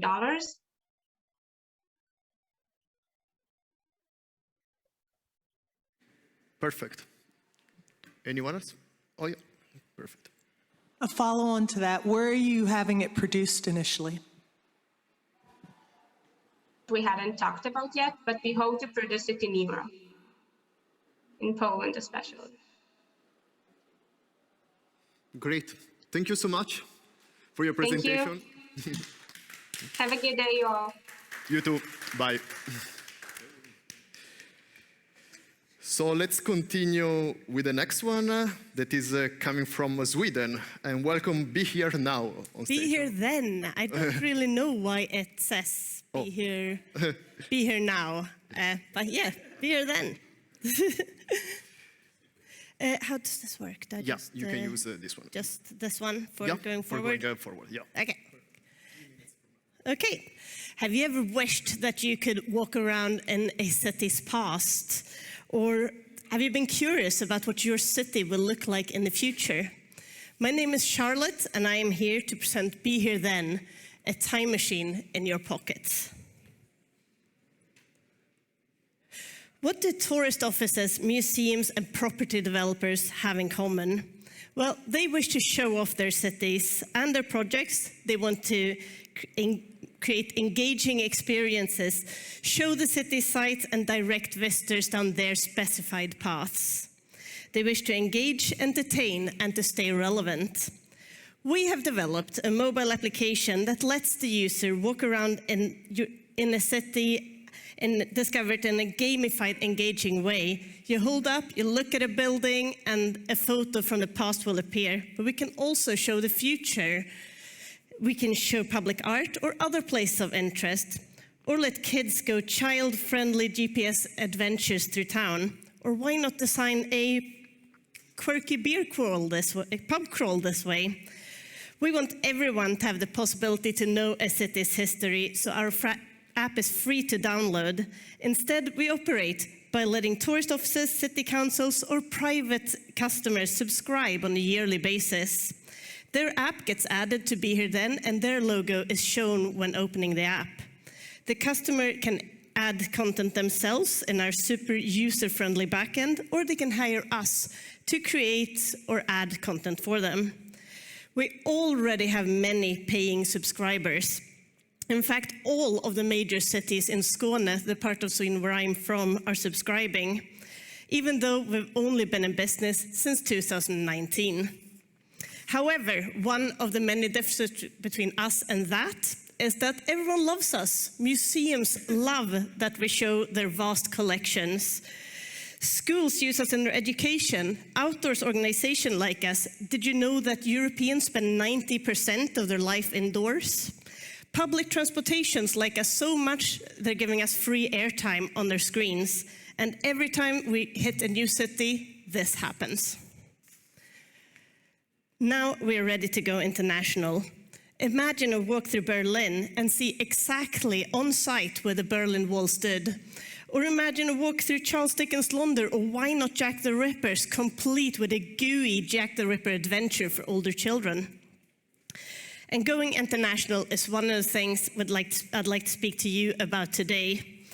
We have translated all of the images in the Danish National Museum's database into our app, which means that we have approximately 80,000 locations here in Denmark in an unreleased version of the app.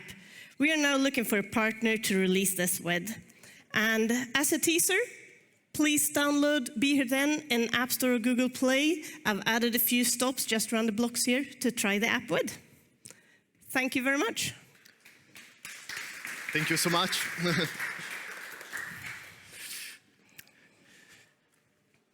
So, yeah, we'll start from here. Yeah. Thank you so much. How many active users do you have right now? Oh, we have, I know that approximately 12,500 people have our app downloaded and installed right now. Mm-hmm. And do you have a sense of how often they use the app? I do have statistics. Mm-hmm. I can't tell you exactly how many are using it right now, but every time I go into our statistics website, there's pretty much always at least someone out with the app at that time, which I think is pretty cool. And then the other side of that question is, how many businesses, organizations do you have? At the moment, we have 11 subscribing customers. You said 11. Sorry? You said 11 subscribers? Yes. Yeah. 11 cities that are subscribing to the app. And then, and this is my last part 3 of that question. What percentage of the content is user-generated content? So you mentioned that your subscribers create content, but you also can contribute. So in the real world, what percentage is the subscriber-generated content? It is actually not user-generated at the moment, at least. Maybe at some point in the future it will be user-generated, but as it is right now, it's actually, let's say that Lund, for example, Lund Tourist Agency are subscribing, then they add the places that they want in the app themselves, so that they can direct how they want people to use and make, tours for both visitors and people who live in the city. So it's not actually generated by you or me at the moment. Oh, so I used the wrong term. I didn't mean user as in the end user. I meant subscriber-generated content. So the cities are... Oh, how many of the... Okay, yeah, sorry. Yeah. Most of it is. In our 11 subscribing cities, I think 2 cities is where I have added content. And even in those 2 cities right now, the subscribers themselves have started to add. But then they sometimes, hire us to put the photos into the app because they don't have anyone. Usually it's a web team of a city that does it. And so it's happened that they have given us a bunch of photos and we have added them. Hi. So in the 11 cities you're in, how extensive is the content? Like, can you go anywhere and point the camera and... Not everywhere. It's, I don't know if you saw it around, but it's pins. It's pins on the map, and you have to walk to the pin to get the content. It doesn't, you can't sit at home and look at it, for example. You actually have to go out for a walk. And it varies how much content the cities have. Like, for example, I think Malmö have around 300 locations at the moment. How do you stimulate this? Because, of course, the success of the app is very dependent on this. Well, since the cities themselves are actually subscribing to it, it's in their interest to make it fun, to make the content grow and being engaging. And quite a few cities have actually a sort of rolling roster of images, so they exchange it on a on a time basis. Yeah, thanks. I think it's a really cool presentation. These augmented reality solutions are on the market for last 15 years, and all the major cities actually do have some sort of solution. Berlin, for instance, has several. So what is your unique unique approach, I would say, not like business model, but how you plan to sell it to the cities that already have some solutions there? Some are working, some are not working very well, but still they try different things. So yours will be the next one. So what is your unique pitch? Yeah, there's a few things actually. One of them is that I have not found any app that is exactly like ours. There's loads of photo apps, and there's loads of, maps where you can click on the map and see a photo from home or, at the picture, but not where you actually walk around and get one on the spot where you're standing. So that's one thing that sets us apart. But there's many, now I totally lost the question in my head. Just a small hint. If you search for something like augmented reality, fast, and then add the city name, like New York, Berlin, or something, you will find several. Yeah. Okay. Yes. And that's sorry. Exactly now I personally use several.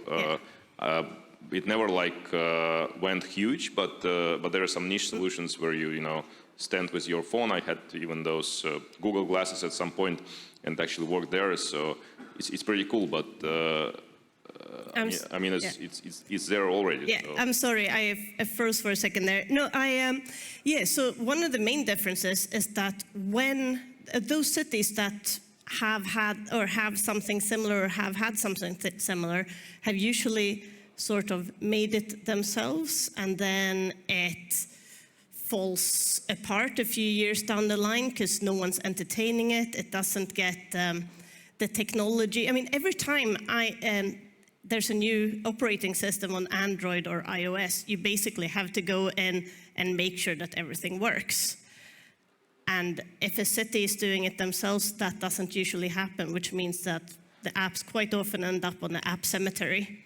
So that's one thing that makes it better to have this app. And also, as seen in Skåne, they're kind of wanting to have this app because now the other places have it and you can travel different places and use it. So that's also a good thing about going for Be Here Then rather than another solution. Just 15 seconds. Yes, sorry. For answering the last one. So there was something about the past. So and if you have and you say you generate images, how the city would look in the future. Is that a special, unique AI program, or like how is that? Well, that's one unique thing, of course, that we have also pictures from the future, and that's usually, such as when we sell it to a city, it's usually both the tourist board and the city archive, as well as the city planning office going together. So they're adding the pictures of construction projects and such in the, to put into the app.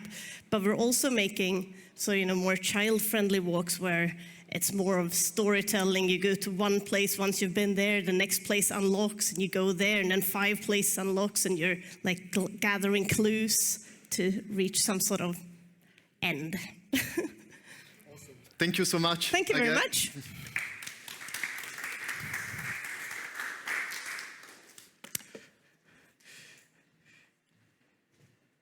So the next one is coming from Poland, and it's a singularity dam. And are you ready? Hello. Hello. Yeah. Can you hear me? Awesome. So you have 3 minutes. Maybe it's better if you share it first. Yep. Okay, perfect. 3 minutes from now. Thank you. Hello. I would like to show you our product, AssetWire X Singularity. So it's a new tool for managing digital assets in your company.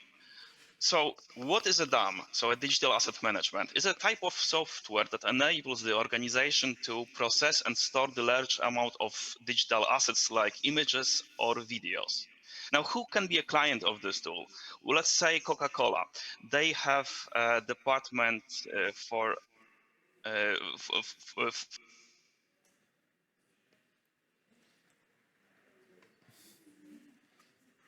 consumes these images and puts it on the website. So they will need this tool to organize the work around the digital assets. But before I will go to the details of our solution, let me tell you our story. So 3 of us were working in the same company for 7 years, building solutions for companies like Dior, Chanel, or Bobcat. And every single time we needed to integrate the DAM solution into our end customer ecosystem, we always struggled with finding the good one. There was no a single DAM that would be matching our criteria and the needs of our clients. This is how we came with our own solution. On our board, we have managers, architects from both front end and back end side, and people from finance area. So what is the current market in the DAM area? First of all, the first struggle is the fact that it is very expensive. $200,000 per year for a single license is too much. Second, the integrations are very difficult and time consuming. Third, there's not much of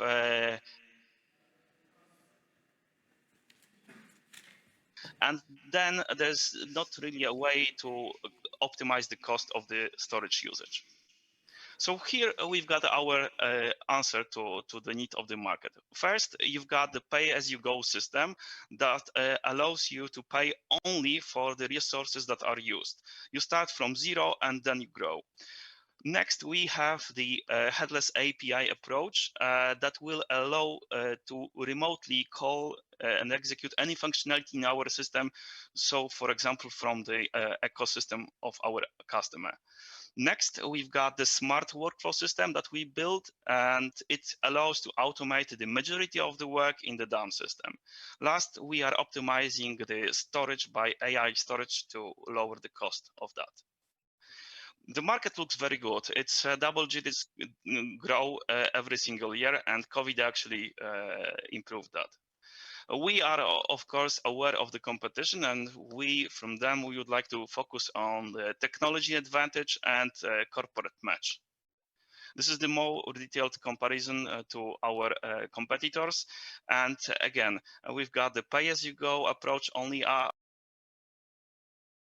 described, AI-based storage, and the headless API appears for us and the Cloud Inari.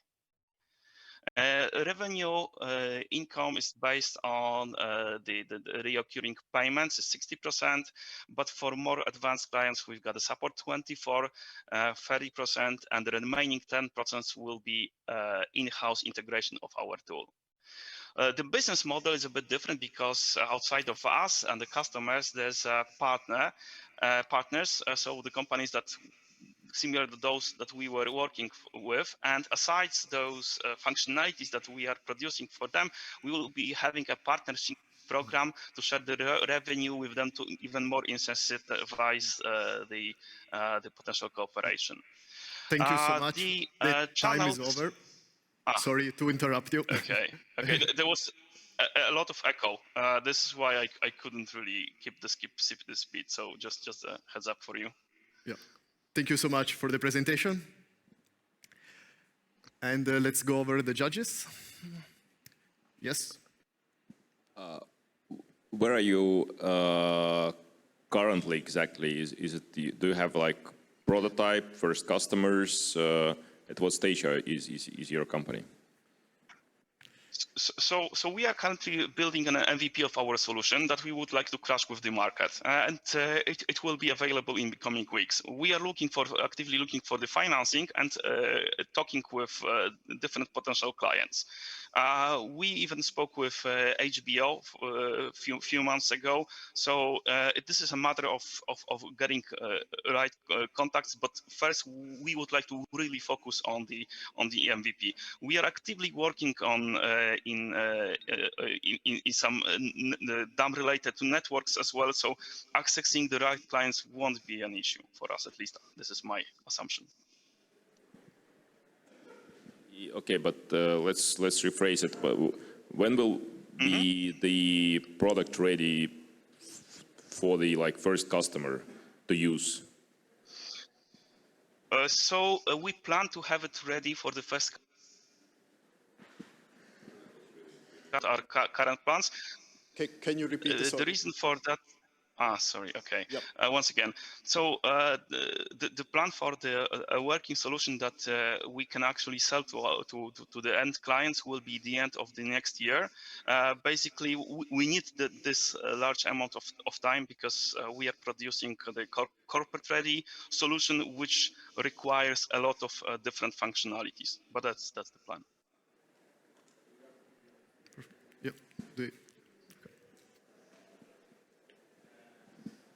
Hello. You showed quite an interesting competitive landscape. And you mentioned that your advantage is the tech and the corporate value. Can you just expand on what you mean by that? And what's going to stop someone doing what you're doing?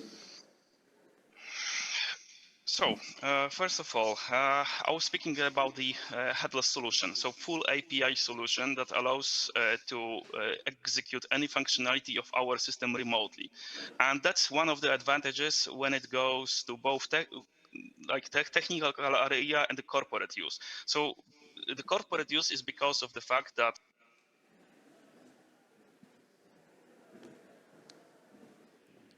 sorry, we cannot hear you.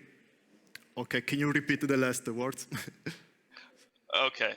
Yeah, so corporate clients often has the tools like PIM, like CMS, CRM, so forth, so on. And in order to have the DAM working as a heart of it or in the middle of it, you need a very good way of doing the integration. So one of the things that I was talking about is headless API that we will headless solution with the full API that we will be producing. And second thing is the workflow system, because the cost of the labor, especially in the big organization, is quite extensive. And there is not such a tool in our from our competitors to do that. I can give you an example, right? So let's say you are uploading an image to our system. We can have such a workflow that will check if there is. It will try to detect if this is one of the colleagues from the work or one of the clients, and then based on this decision, the system will put this image into right folder. That's one of the like 100 of different examples of the usage of some smart workflow system. Okay, perfect. Thank you so much for your presentation, the answers. Thank you very much. Bye. Bye. So the last one before the coffee break is from Honduras, and it's called Spirit Animal Coffee. Welcome.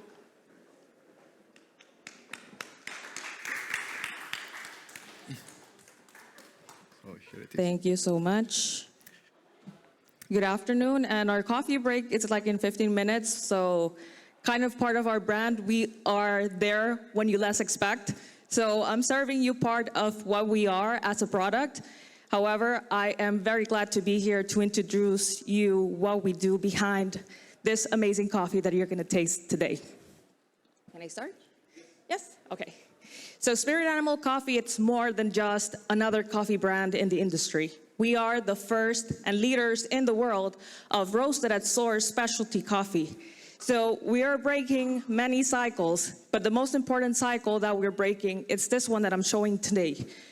Part of this process of specialty coffee in coffee producing countries, it's the part that it's not sustainable for the one who is farming, that it's the farmer. So we're trying to disrupt this mortal and not good cycle where we have a farmer that it's not getting paid fairly, even though that we have for so many years fairly traded certifications on many companies, but however, it's only marketing and not the real thing. Then we have a supply chain that it's fragmented because there's too many players in the game, and you only need two. You need the farmer, you need that brand, and you need the consumer. That's enough for you to make it more sustainable for the farmer, and of course, more transparent for the consumer. Then we have that lost connection of who is the farmer, who farmed that product that you are actually consuming. How many of you know every single cup of coffee that you drink every single day, who is farming that product for you? Do you have equal transparency from the brand owners of what they do, what's the quality of the coffee, and of course, who's the person responsible of bringing that amazing cup of coffee at your house, at your office, or even when you're flying? So one of the main things that we're tackling, it's that part where the farmer, it's saying, this is not sustainable for me. So we have farmers just alone in Honduras, more than 126,000 farmers just in Honduras. And of course, this project can be done in every single country that produces coffee. But I'm putting attention in Honduras, why? Coffee exporting, it's 1/3 of our GDP. So this would be a huge impact for us if we activate and we scale this project abroad. So basically, the world doesn't know what really specialty coffee is and quality coffee is. So we're here to basically disrupt that process. What are we doing? So we created a marketplace directly from the farmer to your cup. That market, it's via e-commerce platform where you can actually get monthly coffee freshly roasted from your farmer, roasted at source, and then delivered to your house. What does it do to our process? Basically, it becomes more efficient for the farmer, it becomes more profitable for the farmer, it becomes sustainable for them, but for us as a brand, it becomes more profitable as we own the whole supply chain from the farming to the end consumer, and of course, control of high quality, because that's what you're drinking today. So this is one of our main channels that we use, that it's our e-commerce platform. We have tackled more than 1,500 consumers, and already we have activated 87 subscriptions, which means monthly a customer is receiving right to their door freshly roasted coffee from origin. What makes us special? So like I told you, we are leaders at being the first brand in the world who actually roasts at source. We are from source, and we are the same brand and owners who are getting that same product to the market. We have 1% of the best coffee produced in the country, not because we say so, but because of our partners that we have allied in the Specialty Coffee Association and community that allows us to tell you we are the best coffee out there. I'm gonna skip this. So, yeah, the time is out. Thank you so much for the presentation. Okay. Yeah. I'll keep this. Yes, question? Anyone? I know you are busy with the coffee. Don't be shy, please. Can you go over the timeline and the traction again? I was so busy drinking the coffee that I know you had said 87 subscriptions so far, but can you go into that in a bit detail? Let me show you then, because that would be basically replicated in our revenue model. So basically right now, as what we are making profit and we are making revenue as a company. We started since 2021 with our e-commerce platform and our first experience store in Honduras. So right now we're hitting the 257,000 just this first 6 months. And the idea, of course, is to hit those 400,000 first this year by end of 2022. So basically our e-commerce platform, it's 60 to 70% of our revenue right now.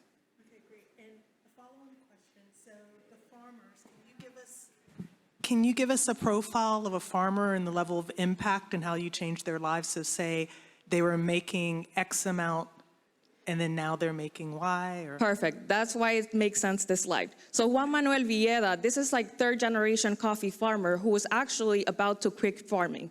He has been competing in cup excellence for many years, even his dad and his uncles around in his community, but he was having a problem. He was not finding a market that was going to pay for his product. So he started just like saying, you know what, I'm gonna quit farming. So once we started in 2021 with him, we bought only 1/4 of his land. And right now we basically own his whole production till this day.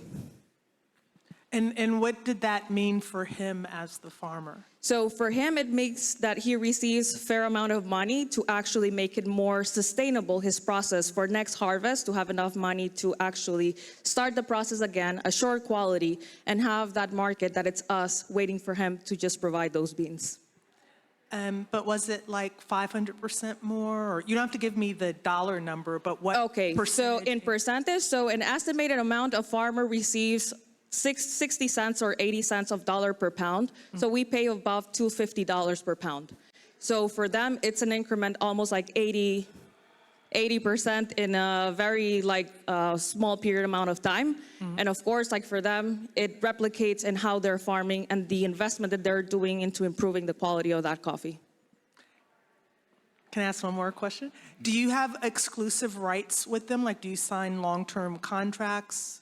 Right now, we are in the process of doing that process because the idea is to become a program, right? So we are a company that our first customer, it's the farmer. So you want him to be part of that. And of course, it's going to be aligned with a contract for the following 10 to 5 harvests. Awesome. Thank you.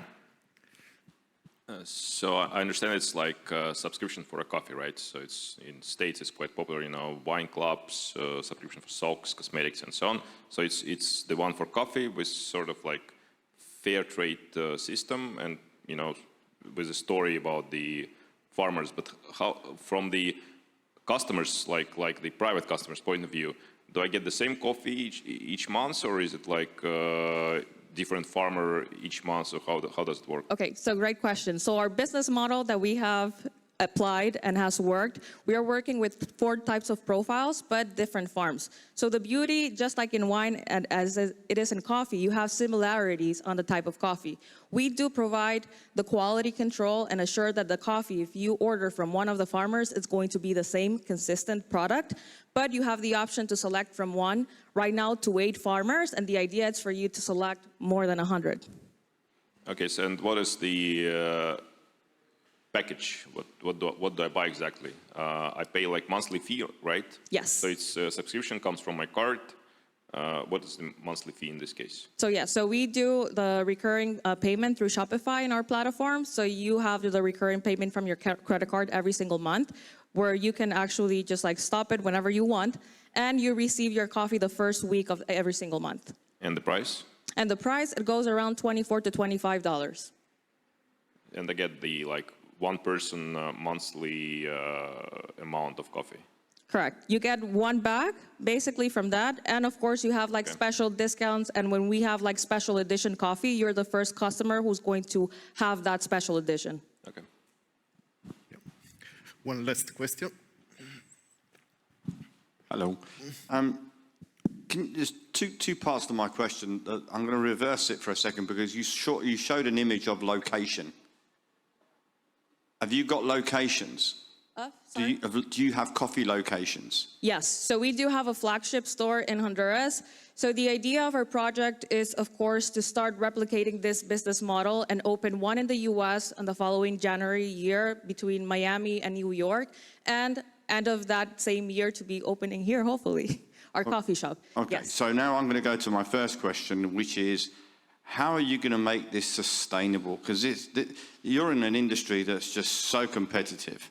So how are you going to maintain running stores, retail outlets, as you're showing there, but also making sure that the farmers are getting what, the transparency they deserve, while also you making money in such a competitive world? It's a very competitive product. However, it's something that we can call ourselves very unique. As we own basically all the supply chain, it's more profitable for us because we own every single part of the process. We don't have any middlemen or any other companies who are joining or taking a piece of the pie.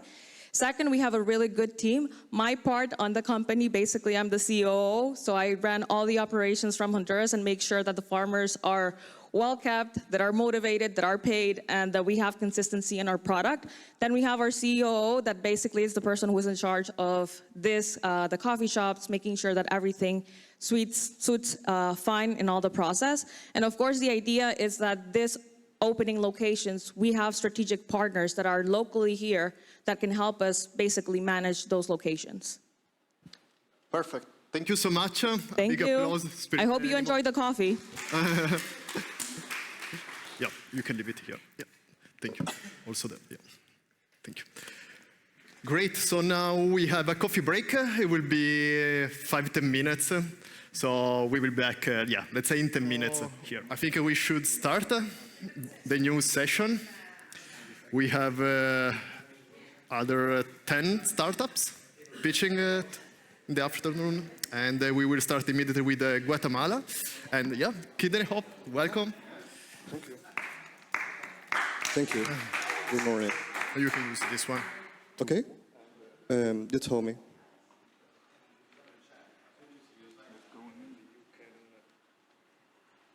Okay. What's the meaning of kidney failure? And what does this imply? We know that around 10% of the world population are suffering from some type of kidney disease.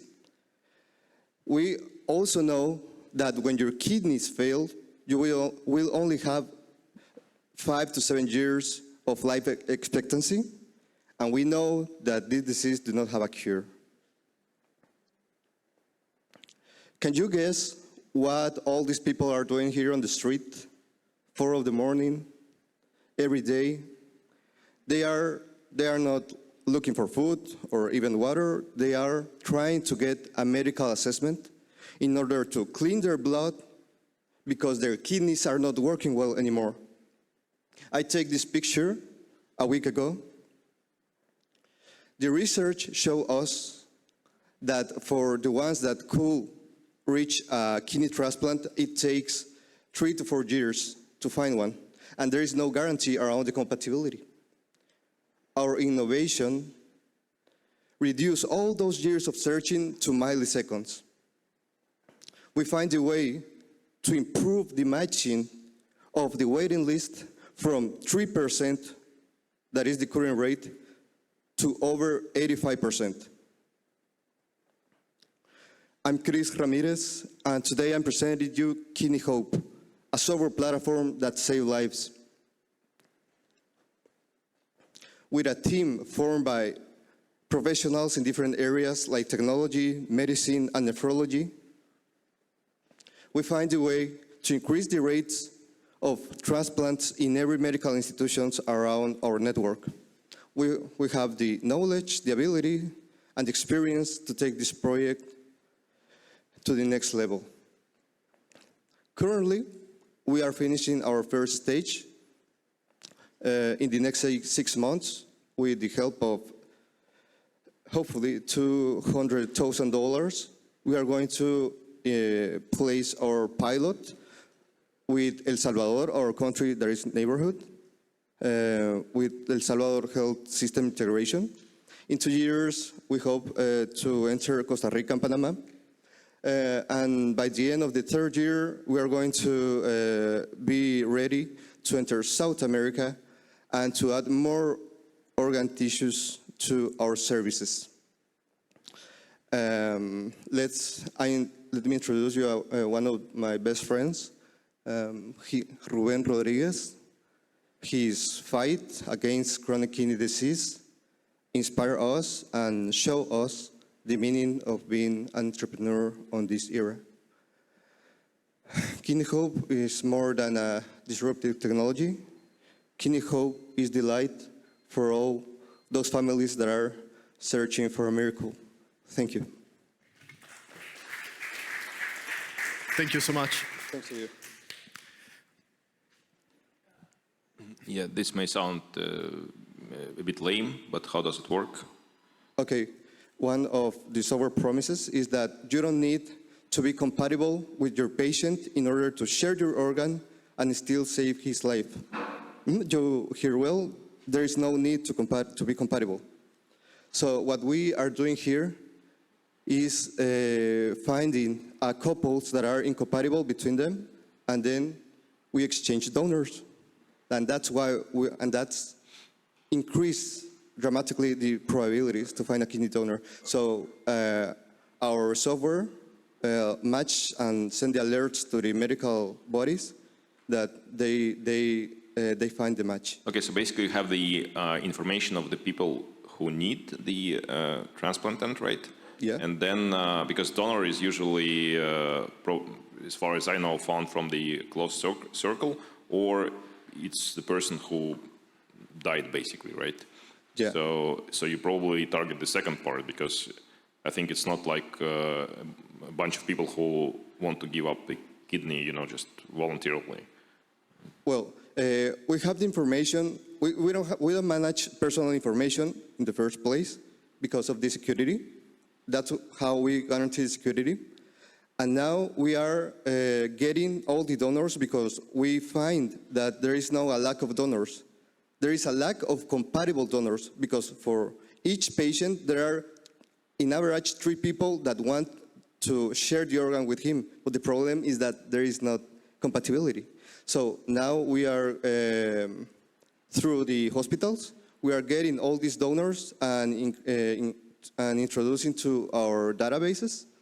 Who are those people? I really doubt there's like 3 persons willing to share a kidney with me personally. Who are those 3 people? Who is the donor? Yeah. Well, every patient have to present his donor to the medical institution. That's how it works. Okay. So, and what is your function then? So it's like a circle of relatives and friends, right? So like 10 people out there, and then you just find out who's the match, right? Yeah, there is a couple of the city number 1 that they are not compatible between them. The husband that wants to share the organ with his wife. And in another city, there is another couple in the same conditions. Okay, I see. And we make the link, yeah. So it's like you do matching between, so if this person wants to share kidney with me and it's not compatible, then we can do the switch with the others, right? Exactly. Okay. I will share my organ only if my patient receives another one in exchange. That's the basic idea. My question is about the other organizations that doing kind of similar things, about sort of whether you see yourself in that ecosystem. There are non-profit organizations that also doing the similar things, sort of doing the database and then cross-matching. So where is your sort of unique space in that?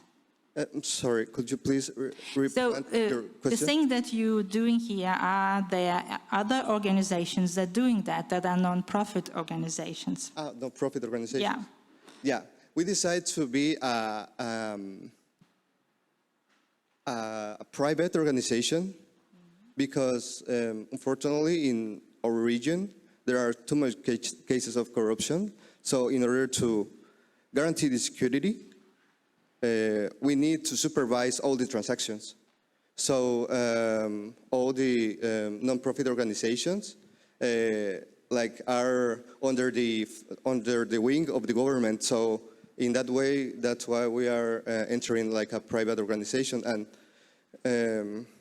I don't know if you say that we were lucky, I don't know, but or blessed. But the medical institutions are trusting in us, and they are sharing. We already proved that this algorithm, that this technology works. We already make the matches, and we improve. Like right now, per year they are making 3% of transplant from the waiting list. With our technology, we can make more than 85% of the waiting list.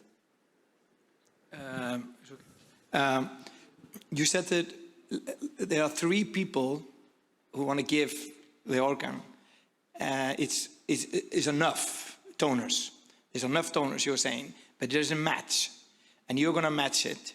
Yep. But isn't it normally like a family member who want to give the kidney to a family member? Have you any experience that if my kidney doesn't match with my family member, that I'm going to swap with somebody else? Am I willing to do it? Yes, I'm going to do it anyway. Yep. Do you have any? Does it happen? Like, it's a pretty good question because everyone we have like the idea that I'm only going to donor to share my organ with one of my family. Then this is called a related donation, you know. But with our technology, we improve the compatibility because. With your brother, you are like 20% compatibility match. But with our technology, if you share the organ, if we exchange, we can find you 65% compatibility with another person and make the match. And that will help you because your kidney is going to you will have more life. I don't know if that makes sense. Your kidney will last like 20 years instead of 12 years. Yeah. Second question, you said you had a prototype in stage 1. You said you almost have a prototype. Do you have when you say the prototype, is you have it or you don't have it? We already passed the stage of prototype. Now we have a MVP, a product that all the doctors and medical body can use. And now we are in the staging to deploy this on site. And to work with El Salvador, that is our country, that is our neighborhood, in order to increase the probabilities to share organs. They are on the availability to work with this. I mean, this is a big milestone for us and for public health. Yes, miss? Okay, just 10 seconds for a last very short one. I understand you can't do a donation for a reward, right? Any kind of reward, like money, for instance, and so on. So is it considered a reward if I donate my kidney in exchange for other donation? Is there any juridical issues with that? We're not taking any fee. Yes, but to any patient or donor or nobody. We are selling this to the medical. Yeah, I understand. But you know, if the guy goes to the hospital and saying that I want to donate my kidney to this guy I don't know at all, then isn't it considered a donation for a reward because he gets something back? Actually, it's not money, but it's other donation from the other person. I don't know if I understand right the question, but that's one of the things that we want to avoid. Because there is the do not accept to Yes. pay any but fee or money for you that. do actually pay. It's not No. it's not money, but it's like soft kind of commitment. No, because that's why we are going in pairs, right? The patient is with his donor, that is not necessarily related, but the commitment is that I will share my organ in order that to my patient receive one in exchange. So here the profits, we don't want to like have profit from donors or patient or even doctors or nobody. We are selling this to the institutions because it's more cheaper to transplant than to maintain someone on treatment. Thank you so much for the presentation. Thanks to you. Thank you.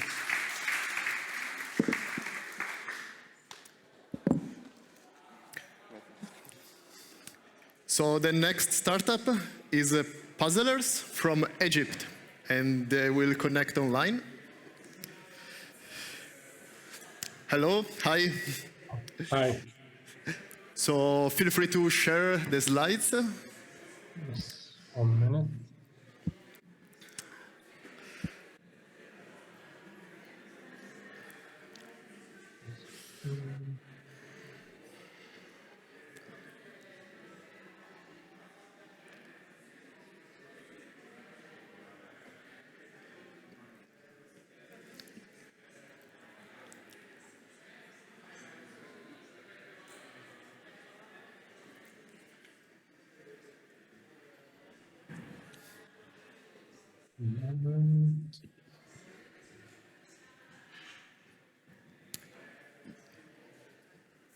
Do you have technical issues? Maybe, I don't know if our team can help you.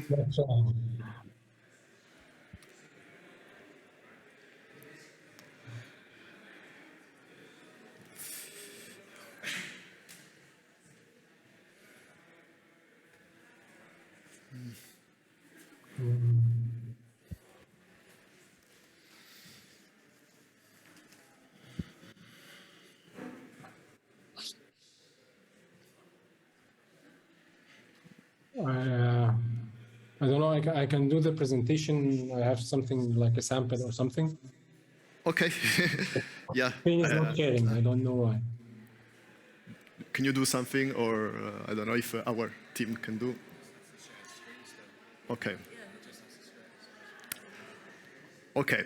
I think we can then start the pitch without the presentation, if it's fine for you. Yes. Okay. You have 3 minutes from now. Okay. Hi, I'm Mahmoud from Egypt. The main problem we had in furniture that if you want to renovate your furniture, you have a very much problem to sell it online as it's gonna be very cheap. So it's very hard to renovate your furniture in your room. And the second thing is delivery and transportation. So we are thinking to do something like this. This is the main concept, is a new way for connecting and joining the furniture. It's easy when you need no tools to assemble your furniture. And it's easy to redesign. It's like this. I will show you a demonstration. It's in place. So if you want to change the style, you can just change the legs. You can change everything in your furniture.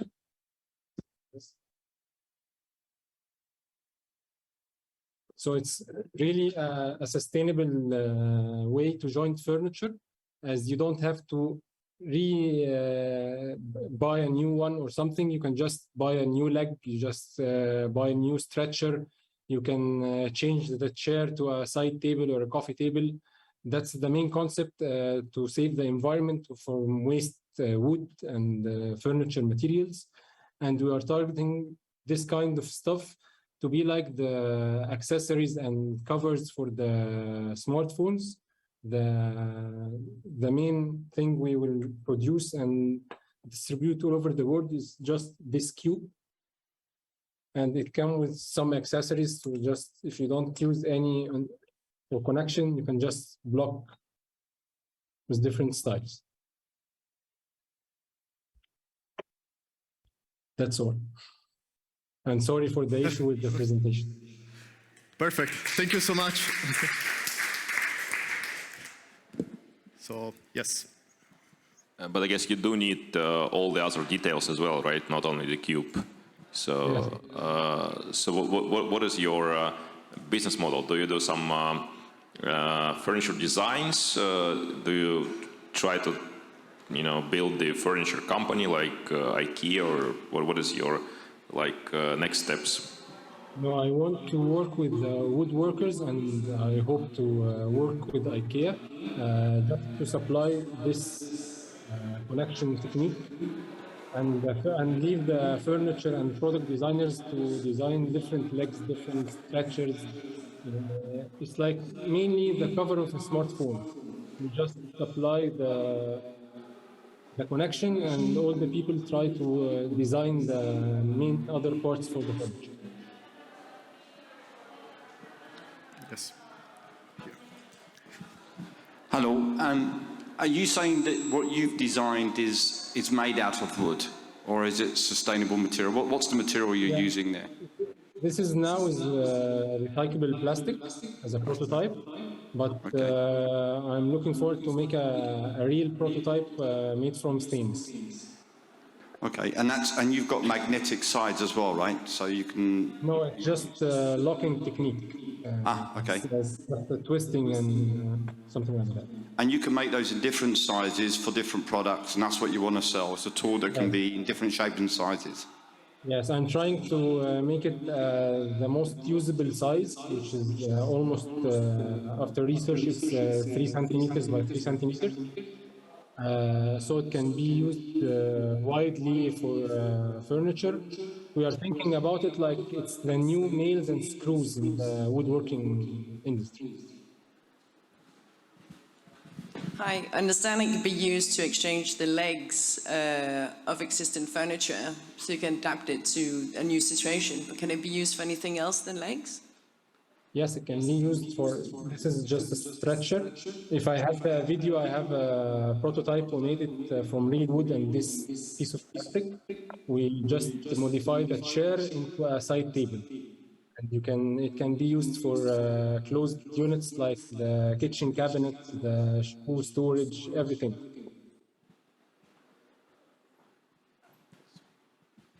So where are you in your business now? Are you selling it now, or you're just still prototyping? Maybe I missed that. No, I'm just prototyping and looking forward to start the factory to start producing these items. Just a question from my side as well. Might have already been covered. Have you looked at the building industry as a potential market to go into? No, we are just looking for the furniture industry. I didn't expand my research for building industry, but it's a prototype, can be applied at anything that need connections. We are, I said we are looking forward to be the new nails and screws. Sure. I'm just thinking that there's also a need for this in the building industry as well. Might be something to look into. Yeah. Thank you. Just one very quick one. Do you have any protection of your design, any IP rights on that? Yes, I registered my design here in Egypt and looking forward to register worldwide. My question is, how did you even wake up one morning to think about doing this? I don't understand the question. Meaning, what made you think about designing a tool to connect different furnitures together? What made you wake up one morning to do this? I have a furniture company running 5 years now, and I have too many problems with my clients that they don't know where to put their old furniture. They want to innovate the furniture, or at my side for delivering the furniture, it's hard to deliver a bulky piece of furniture. So this made it very easy for delivery. If you want just change a piece in your furniture, something was broken in your furniture, you just want to buy this piece and reattach it to your item. Perfect. Thank you so much for presenting your product. And yeah, big applause. Thank you. And welcome on stage, Maisin from Estonia. Thank you. This force from this back, yeah? Yep, Hi, I'm Siim. I'm the co-founder of Maisin. We all know the term fast fashion, but we are not talking enough about fast design. For example, let's take a cheap chair. We use it for 5 or 10 years, and after that, it will degrade in a landfill for over 100 years.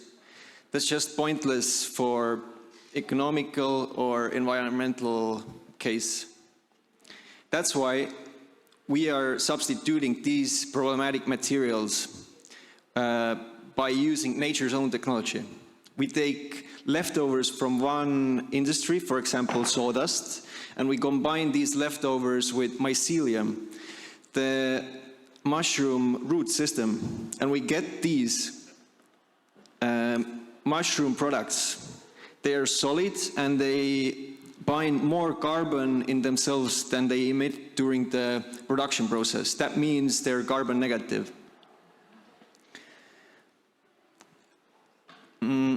We can grow our material in any kind of shapes, and every product has a unique pattern. That's why the first market we chose were furniture and design. I recommend to check out our website because you can see our new products there. Unfortunately, I couldn't bring any larger object with me. I couldn't fit them in my cabin luggage. But mushroom materials have huge potential, and that's why we're also looking into more mass-scale products, such as building materials.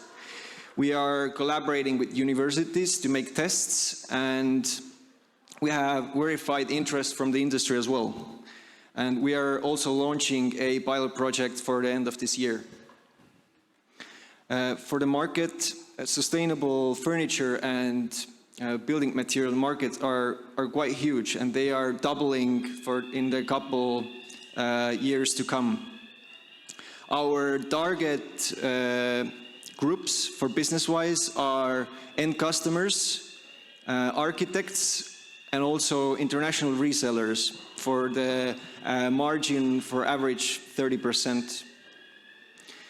I'm gonna skip that for later. Our team has a combined know-how of business, science, and design. I have been working with these materials for over 6 years now, and I've seen firsthand that these materials have really possibility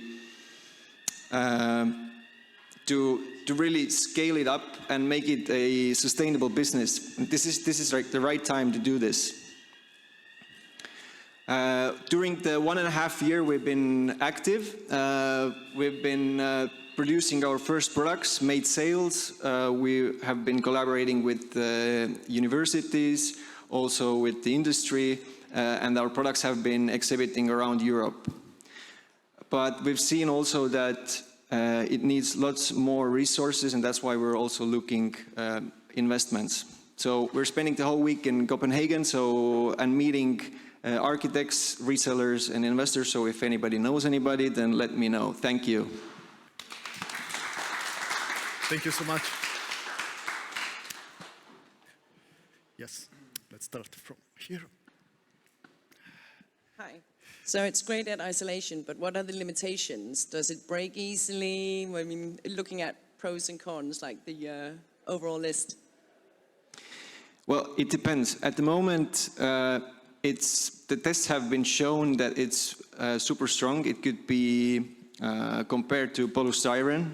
It's really hard, and at the same time, it's also fire resistant, and it has good acoustic properties. Currently, we haven't covered it with any finishing we wanted to leave it as natural as possible so that it would be like perfectly compostable after its use. Yeah, and I guess my question was kind of in the same level, because when you have the mushroom, then it's also organic element, and then at some point of time it also starts to biodegrade itself. So what is the solution there, sort of how sustainable, or what is the longevity and how you deal with that in terms of product features?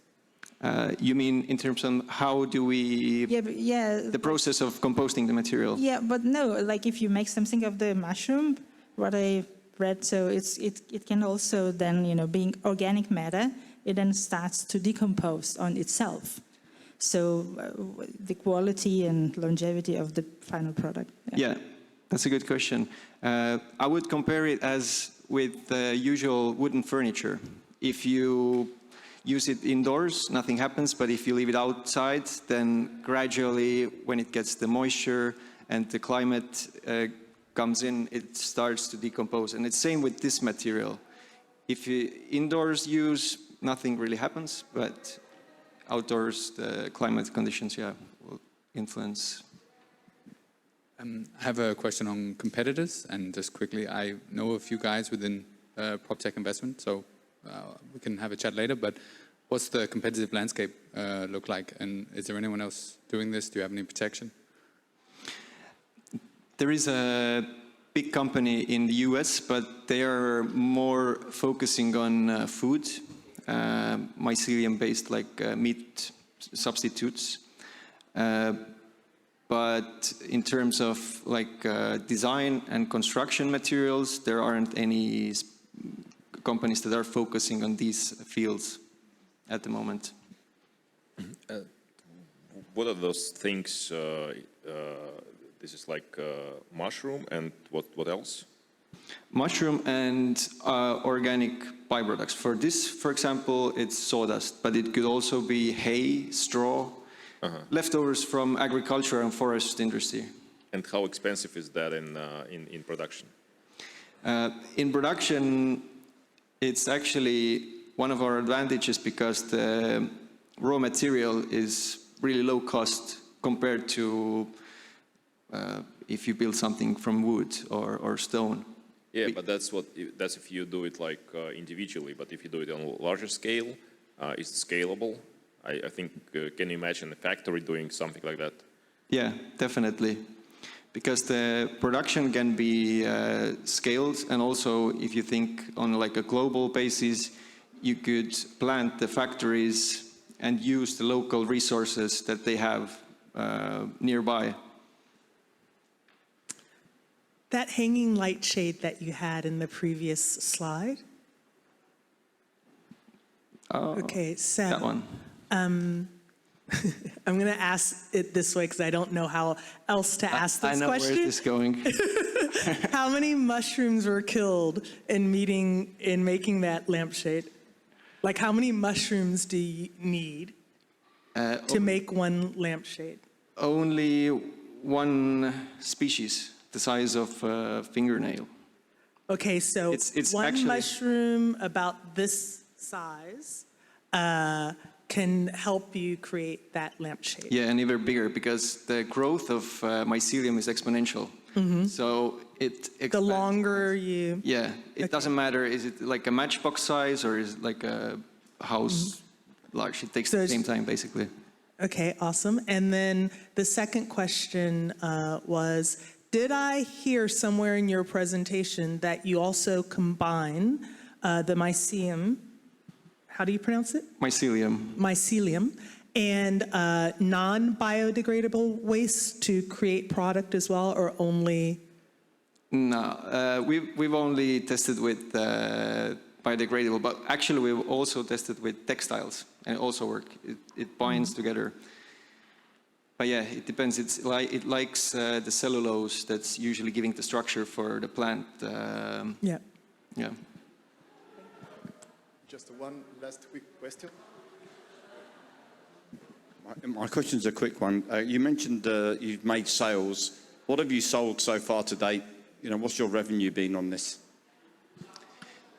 We made some custom orders for a nature resort hotel, like several furniture blocks, and lamps for a tech company's office. So I think the revenue's been for these products like 5K, but we also had like client-based, like individual orders. If you paint this or do anything on the top for the surface, have you done? What happened to the material if you put something on top of this?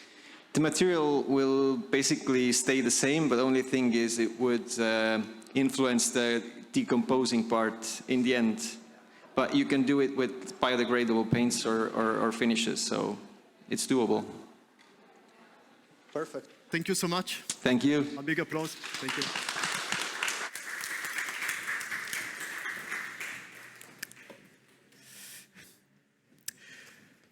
So the next one is Prosperity from Greece, and they will connect online soon. They are not online? Okay, so we will move to the next one. Ah, they're here? Ah. Are they here? Prosperity? Okay, let's go to the next one.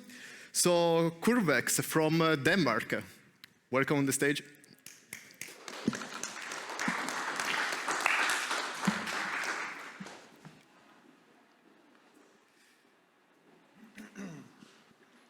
Can I just do this? Yeah. Perfect. You have 3 minutes. Hi, everyone. My name is Thomas. I have a PhD in cognitive neuroscience, and I'm the COO of CurveX. The problem is that depression and anxiety are affecting millions of people all over the world, so we've created a lightweight and easy-to-use portable brain scanner that helps people with mental health awareness, tracking, and aid. Here is our lovely team of neuroscientists, business people, and developers, and we've all come together because we've all been impacted negatively from mental health challenges, and what we really want to do is impact the world positively so they don't have to go through some of the same things that we have.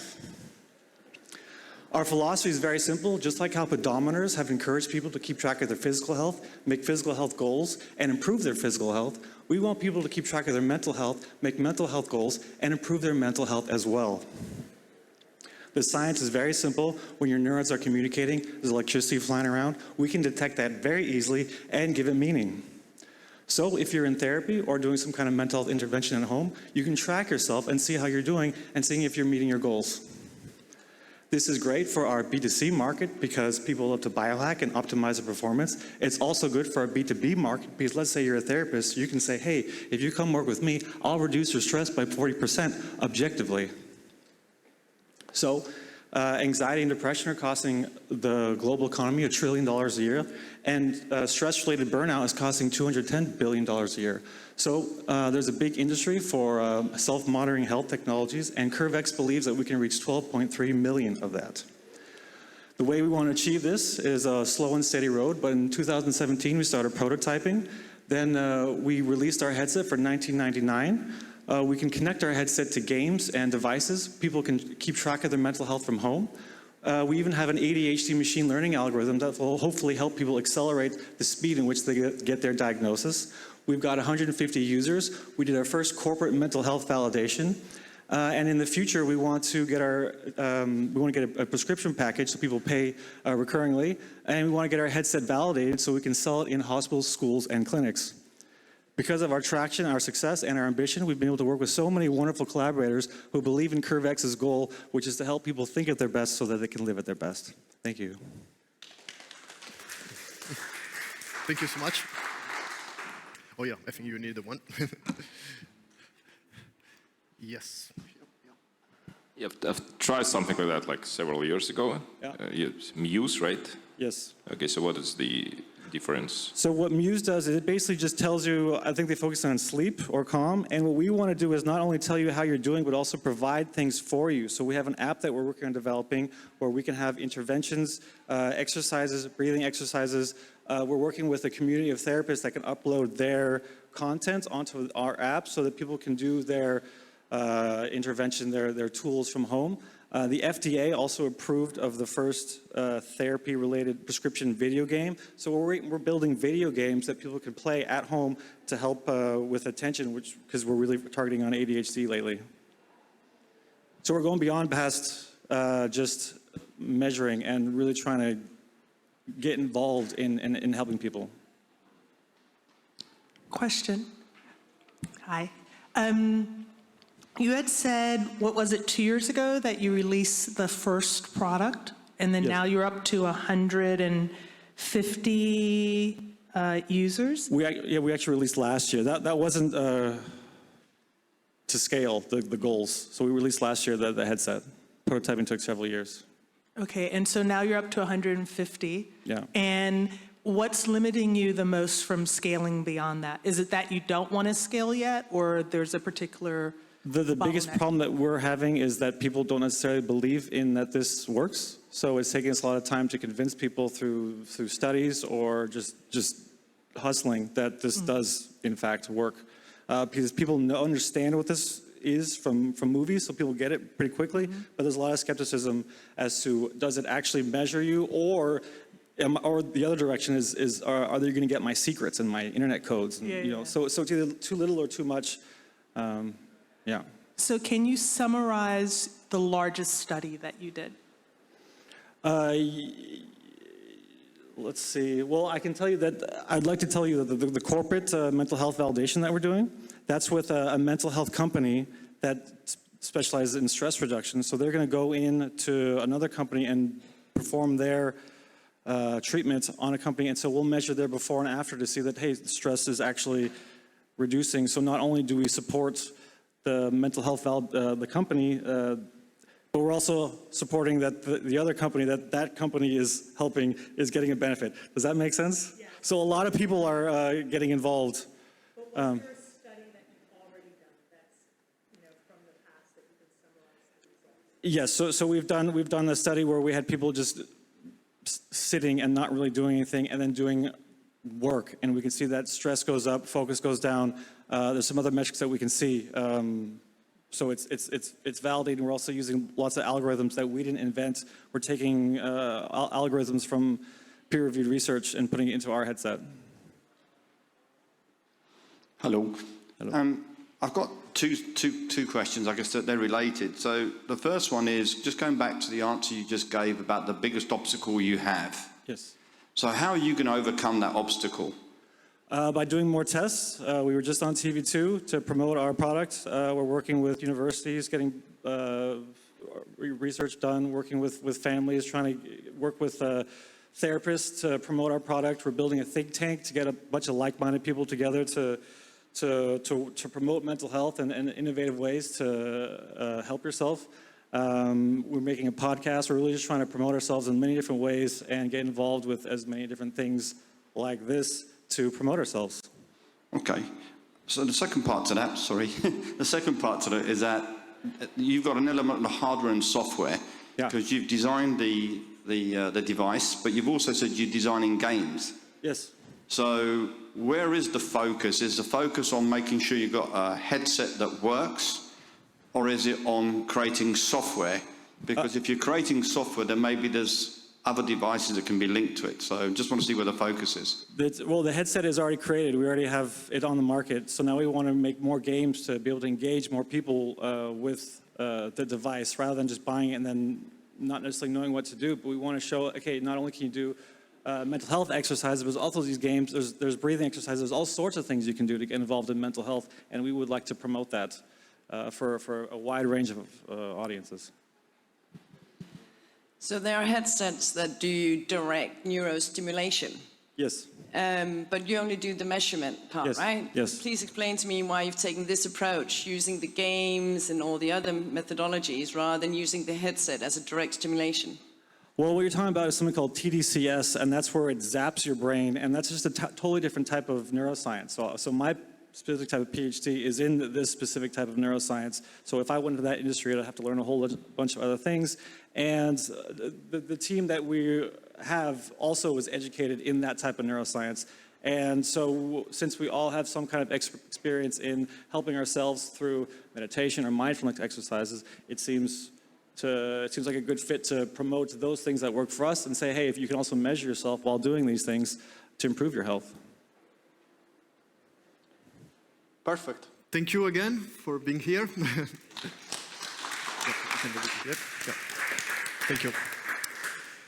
So now we will have a I don't know if Greece is back online. No? Okay, so we will go for a coffee break. And let's meet here at 3 o'clock, so 10 minutes. And we are starting with Funbase Africa from South Africa. And they will connect remotely.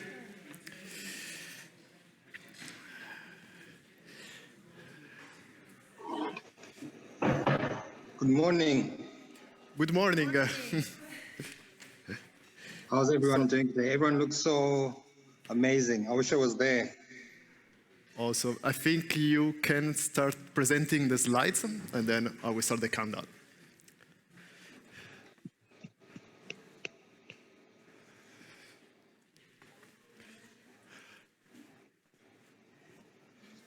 Okay, I'm ready.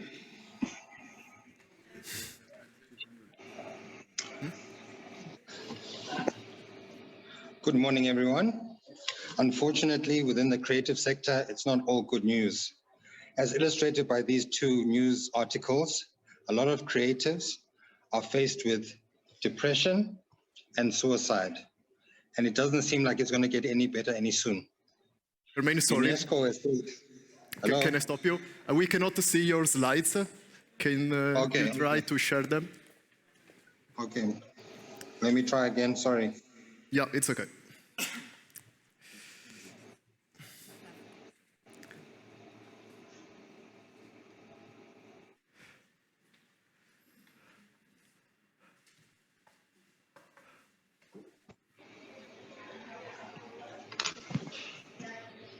We good?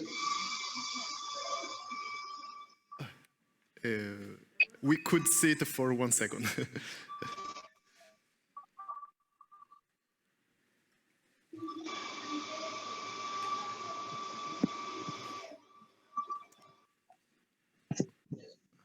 Cool. Ready? Okay, now we can. Yeah, you can go. Welcome, ladies and gentlemen. Unfortunately, I'm not coming with good news about the creative sectors. As you can see, a lot of creatives, especially in music in South Africa, are dealing with either depression or suicide, and it doesn't seem to be getting any better. UNESCO is warning of a crisis within our creative sector.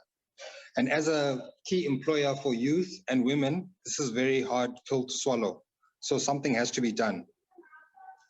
We need to find a way for creators, the audience, to engage more on a product level that will enable creators to not have to worry about sustaining themselves over the long term, especially coming out of 2 years of COVID, where a lot of income has been drastically reduced because of gigs, concerts, and events not happening anymore, and just a lot of people losing jobs and no longer having access to the means of production that they had before. Why do we need to do this? We need to create access for them because at the moment, creating products is very costly. Also, we need to address the fact that Africa is a huge market, that for many creatives, especially in music or entertainment, streams and views are low paying. We're coming out of 2 years of no gigs, no games, and no jobs. And this means that a lot of people have lost hope and have lost momentum from their creative endeavors. Also, we see that there's an underserved African market of over 300 million people. How we plan to do this is by creating products that are direct consumer, familiar and ubiquitous, on demand, available online, cheap for our clients to get on board, and also sustainable. The business model we have chosen recently is the subscription model. So each creative we will work with will pay from a flat fee of $25 per month. And from the sales of the products that we will make, we will earn 5 to 10% per transaction. How did we get to this point? We recently joined the CreateTech Accelerator, one of 15 African businesses that have joined this accelerator, and this is how this new model came about. As you can see, the model the product we've decided to use are t-shirts.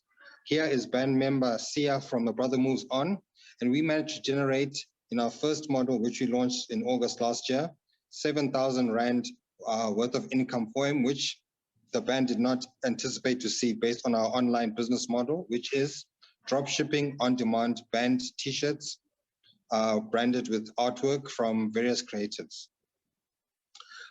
We are currently onboarding, and we have onboarded 2 artists already to join our platform, and we'll carry this on until October 2022. We are creating partnerships with these 3 entities, and we've had discussions with Credible already, and we're looking at having these partnerships signed off before the end of next month. In terms of our ask, we're looking at $20,000, which will be used for app development, getting staff, and we're also looking at partnerships across Africa, Europe, and the US.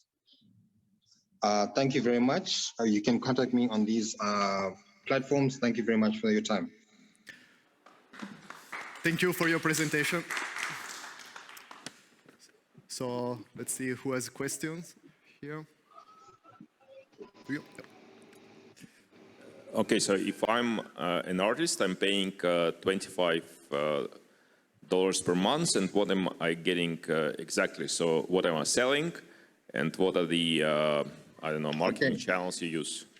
Thanks. So if you're a musician, you'll be selling apparel that is branded with artwork we have developed, or you have developed, be it album covers, record covers, single covers, maybe lyrics.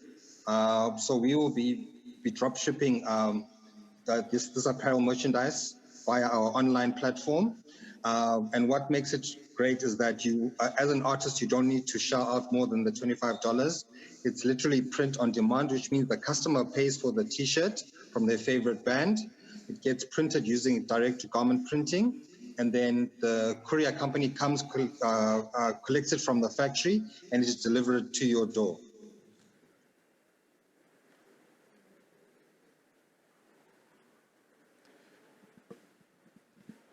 Hello.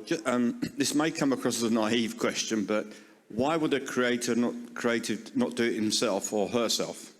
Why would they need your platform? Well, at the moment, the issue is a lot of them don't have the funds to make the merchandise themselves. A lot of them don't even have websites, and a lot of them have not even been made aware of the drop shipping model.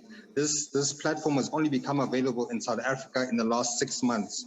So the traditional model is you'd go to a screen printer, you would print out a minimum of 500 t-shirts of various sizes, and you would have no idea whether or not the designs will sell, or how much you'll end up getting back your investment, and how quickly you'll get back your investment. With our model and our partnership with our printers in Johannesburg, they literally sit with blank garments, and once an order comes in, I click on a button, it gets printed and sent out.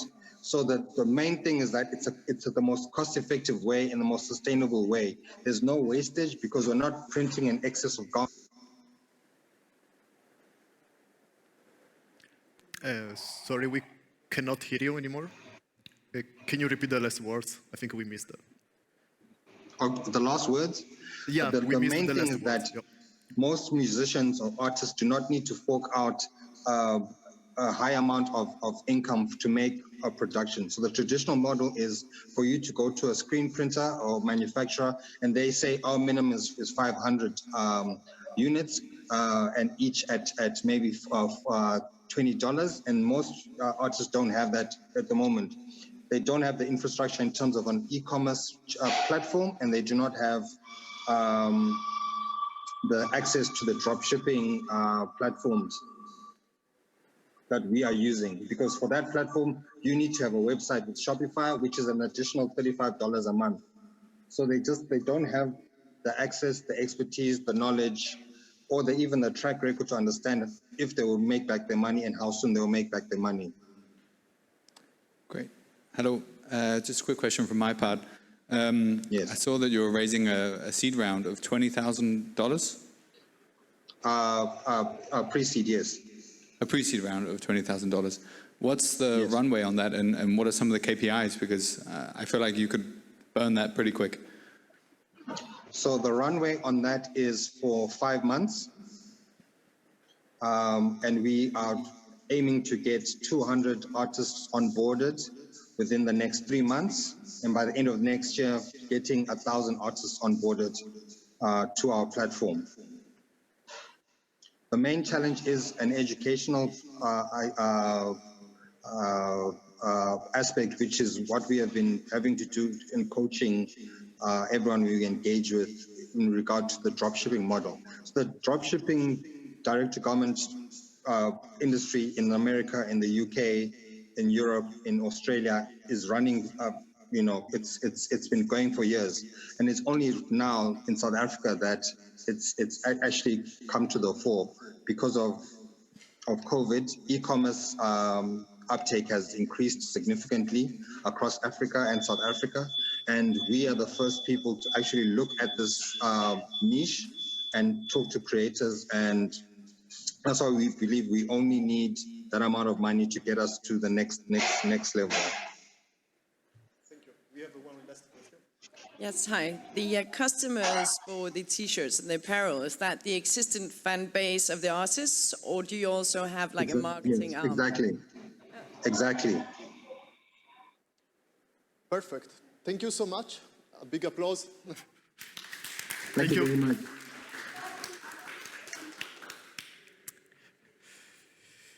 So the next startup pitching on the stage is Tell Me Tales from Hungary. Yeah. Welcome. So this is yours. This one. Yeah, exactly. Yeah. Switch and okay, you can start. Storytelling is very important in parent-child relationship as it develops the child's intelligence, vocabulary, emotional and intellectual skills. But at the same time, children are less interested for storytelling because they can easily get more exciting content such as movie films or animated films.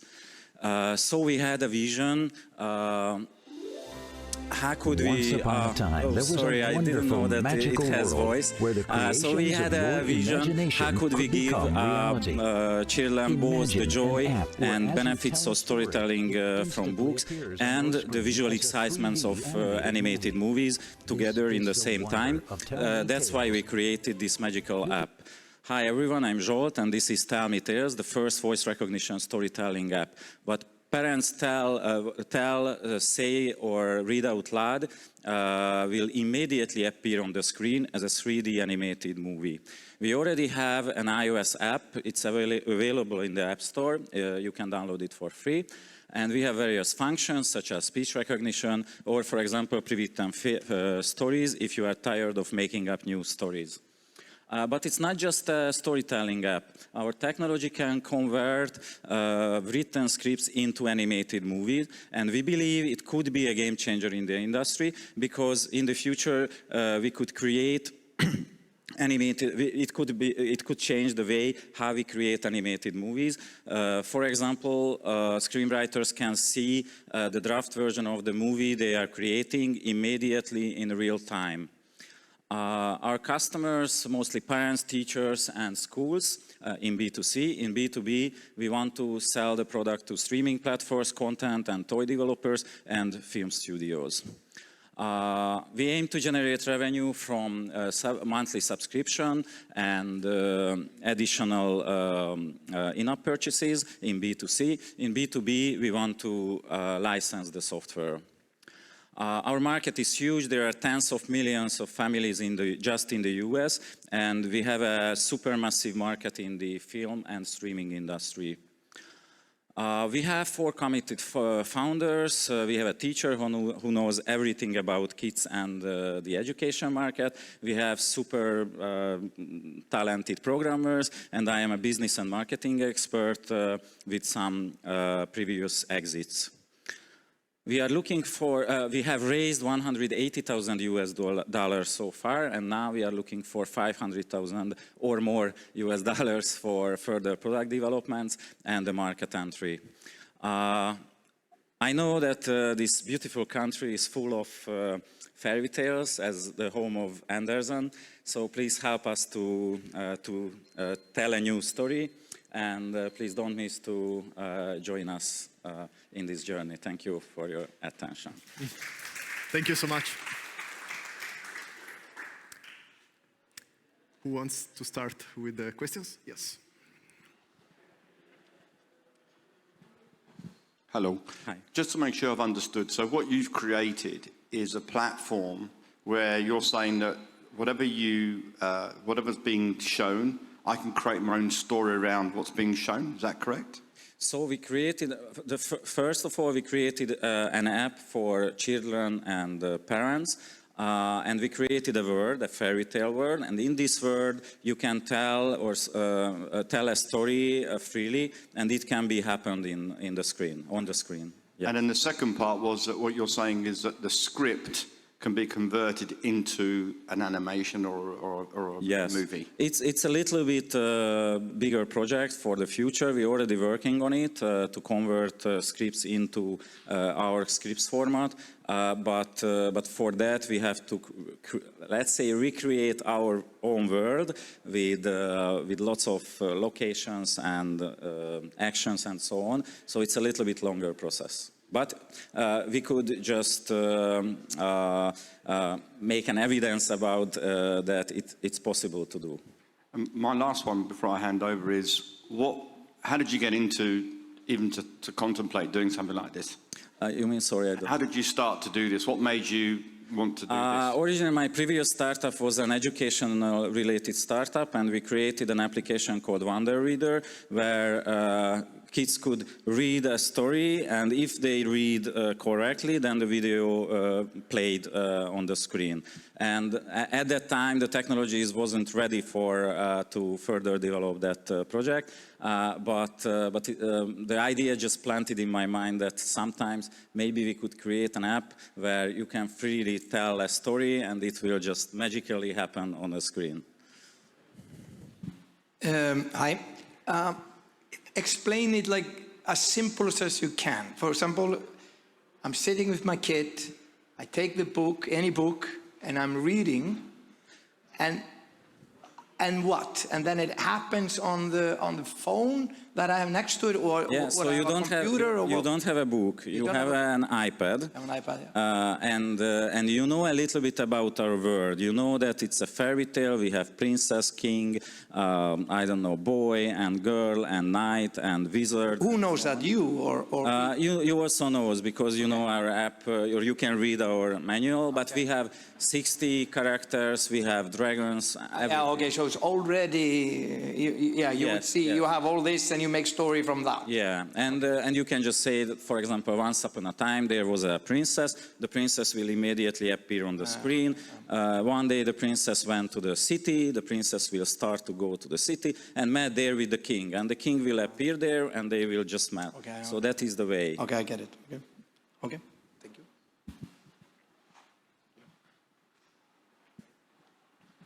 I'm afraid I'm also struggling with the whole perception of the idea. So it's like interactive movie, right? So those there is a story, and then there is a sort of crossroad. You pick up the choice, and then no. Okay. No. So we have, let's say, small elements of actions. We have objects. We have everything in the world, and you can combine it as in the real world. So you can see the characters like real actors, and you can give them commands that, for example, princess went to the forest. Princess can go to the forest, but can go to anywhere, into the cave, into the beach, into the tower. When you say everywhere, you mean everywhere in our world, of course. Yes, exactly. Okay, but I mean, do you have any customer stories, like how many iterations one family can do with this world? Is it like enough for a month of storytelling, or is it like just a couple of times and that's it? Basically, we have around 60 characters, around 70 animals. 200 or 300 objects, but I mean, more than 100 locations. If you are combine all these, it's unlimited. But if it's like a real person, you know, I tell the stories to my daughters, for instance, how long would I last? What do you think? Is it like 2 evenings, 1 week, 1 month? You mean how many times can you tell a story before it will be boring? Before it becomes boring, yeah. Really, the combination of stories are unlimited. So it really. Depends on my imagination, I guess. Yeah, exactly. Thank you. This is a really cool project and product. So can you dive in a bit to what sort of traction you already have, like how many users, how often they repeat the use, sort of what age range and combination? And by the way, effectively, you already have your script program because people can do it verbally. They just can't necessarily put it in, right? So if I'm thinking, imagining, because I create content, right? So as long as I operate within your world, I could play out a story now if I speak it and see how it might look in your animated world, right? Yes, you can speak, you can write the story into the app as well, and we have card system for so you can write it in. So then what will be different with the script to movie aspect of it? Is it more that you have more worlds to play with? Yeah, for the script to movie, in case of script to movie, we need, I don't know, 10,000 locations, few hundred characters, and so it's a much real bigger deep project. universe building, right? Yes. Okay, so can you talk a bit about how your customers are using it right now? Yeah, so we are already in the Apple App Store, but we don't promote it yet because we know that our application is not finalized yet. So in the Apple App Store, the quality expectation is a little bit higher than where we are now because we have a very small team. So we need the second round of investment to finalize the application. We already have around 2,000 users, and about 70% of these users came from the education sector, so schools. But we cannot contact to them directly because it's not possible through the application. So we have some user feedbacks directly from the users with whom we are in contact. Cool, thank you. Sorry, we don't have more time. Or, yeah, just 5 seconds, but... Just to comment, I know that, for example, Disney and a lot of organizations are really concentrating on, the metaverse. And I really think that, you should definitely, instead of going for B2C, you should be talking to these streaming platforms. They're putting billions and billions of dollars into this. And if you can provide this service, then happy days. Thank you very much. Thank you so much. Your Okay. Yeah. And then your comment here. Yeah. So the next startup is Munis Inc. from South Korea. Welcome on the stage.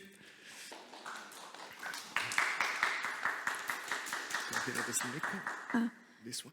Okay, so I had an allergic reaction this lunch, so I ran to the pharmacy and I'm back here. So my throat is a little hurting, so bear that in mind. Thank you for your patience. Okay, so I want to start with a short quiz.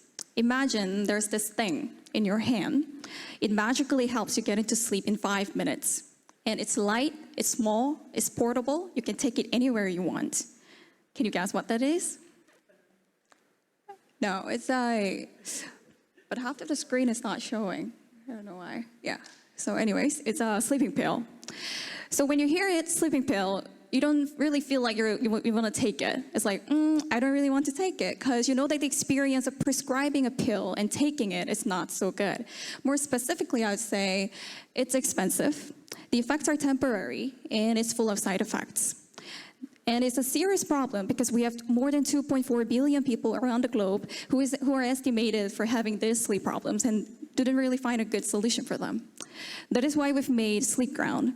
SleepGround is a sleep app that aims to substitute sleeping pills. It's medically proven to be effective in sleep, it's personalized to you, and it's free of any side effects. Let me walk you down like a customer, when you get into our app, we ask you some questions to know what kind of sleep problems you have. After that, we provide our curated sleep modes, such as quickly sleep mode or deep sleep mode, to provide personalized algorithm that assists your problem and tackles your sleep problems. After that, when you start sleeping, we initiate our machine learning model that has an ROC of 88% and is able to classify your sleep stages in real time. More importantly, as we measure your sleep stages, we provide our layered monaural beat sound that we've created. It's solely our technology that is in our controlled clinical trial proved to increase your deep sleep by 28%. So we have 3 patents regarding this technology and sound. So it's interesting gets here. So in real time, throughout your sleep, we detect your sleep stages and provide the best combination of layered monaural beat sound that works best at your current sleep stage and your sleep status. So we've been working really hard to make it into a product and to present to our customers. Till now, our customers love our app. We have over 4,000 customers without any marketing budget. And we have our payment renewal rate that is very high when compared to other subscription models such as Calm and Sleep Cycle. And the best part is that our customers literally stopped taking sleeping pills. That's the best KPIs that we've been aiming for, and we are in the verge of achieving it. Oh, I don't know why this all broke, but these are all beautiful people working with me. We are an approved team in South Korea. We recently got $200,000 seed investment to board of directors, doctors, professions to initiate the first step of being the digital therapeutic solution that can be prescribed in hospitals. So coming back to the first quiz, it's the same thing. It's personal, So it's light, small, portable, magically helps you get into sleep in 5 minutes. But this time, it's free of any side effects and it's 100% just made for you. Will you take it if you have any sleep problems? Thank you. Thank you so much.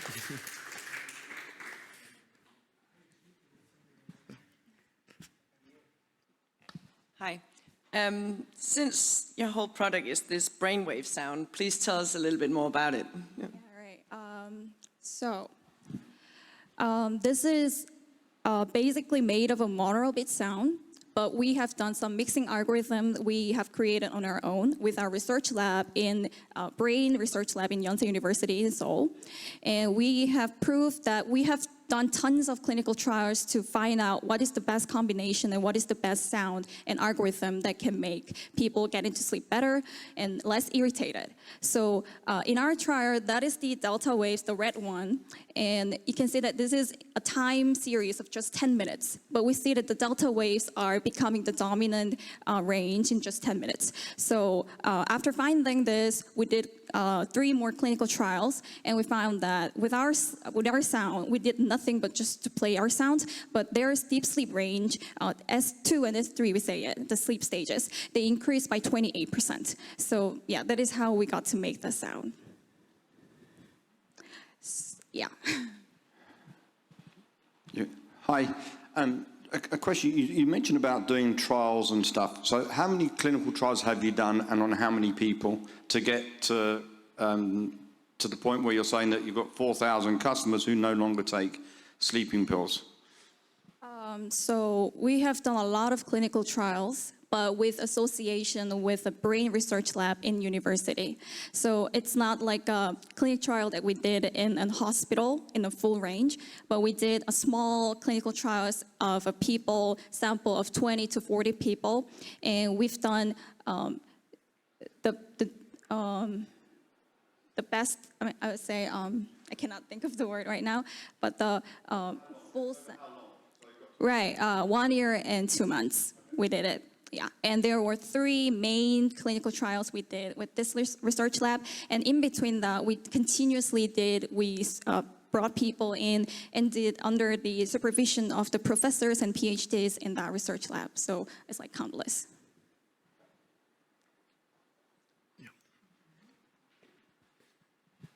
Yeah, unfortunately, I don't have any issues with falling asleep, but I've tried different gadgets, and I understand your solution is not about like falling asleep, right? It's about sleeping better. So if I use it and I have issues with falling asleep, then it doesn't help, right?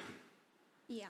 Okay, so it helps like to sleep better over the night. Right. So basically, we did tons of interviews, and people have very specific problems about their sleep. Some people have trouble getting into sleep. Some people have trouble maintaining deep sleep. Some people have trouble waking up.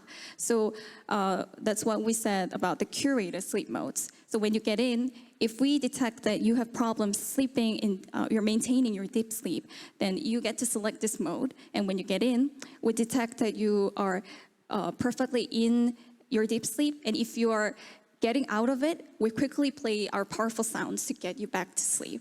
So it's like you don't have to hear our sounds the whole night. It's like perfectly personalized to you. So if we think that you're gonna wake up, then we play our sounds to get you back to sleep. So it's like, yeah, we have different modes to assist your sleep problems. Okay, but there was a question about the studies, right? So are they like published studies? Oh yeah, so about making people get into sleep. Like about the efficiency, right? So yeah. So you mentioned that you did the clinical trials. Yeah. Is it like published trials? So are they like you can read it, cite it, and so on? Yeah, we actually did hand in the article, but it takes more than 1 year to get it published. So the thing is, we're doing a public science research. We're collaborating with public science research lab in Korea. That's the biggest one in Korea, and because we recently got the investment, and we are doing it right now. The results come out in October. So that's about the efficiency. And for the sleep stage class clarification, we already have it published in Digital Health Journal. Okay, last question is, if I understand it correctly, then probably the clinical trial is about just playing sound, right? So it's not about playing sound in the very specific moment. So is it so? Yeah, is it so that just playing sound straight away helps you to sleep, and this app thing is not exactly the scope of the trial? Right, I got it. So the question is whether we are trialing the sound itself or the app. Yes, right now we're doing the sound itself because we have to get the foundation ready. And then, like I said, we're initiating our first step to a digital therapeutic solution. So in the States, there are 3 main companies that are holding the whole of the US sleep centers in the States. So we are collaborating with we are looking to collaborating with one of them. We connected to them recently. And to do our first step, like you said, as an app, to be a digital therapeutic solution. So for that, we need qualified clinical trial results and, like you said, journals. So we're getting ready by October, and we're raising funds in November to start more rigorous business actions. Yeah. The last question. Thank you so much. So I use Sleep Cycle all the time. I just used it last night even. And it doesn't have that feedback loop that you guys have. But what's preventing them from doing that after they see an app like yours sort of taking their market share? So I was also a user of Sleep Cycle until 3 years ago. I also had insomnia. I went to lots of hospitals taking pills. But Sleep Cycle, its main function is to track your sleep and to tell you what kind of sleep you had.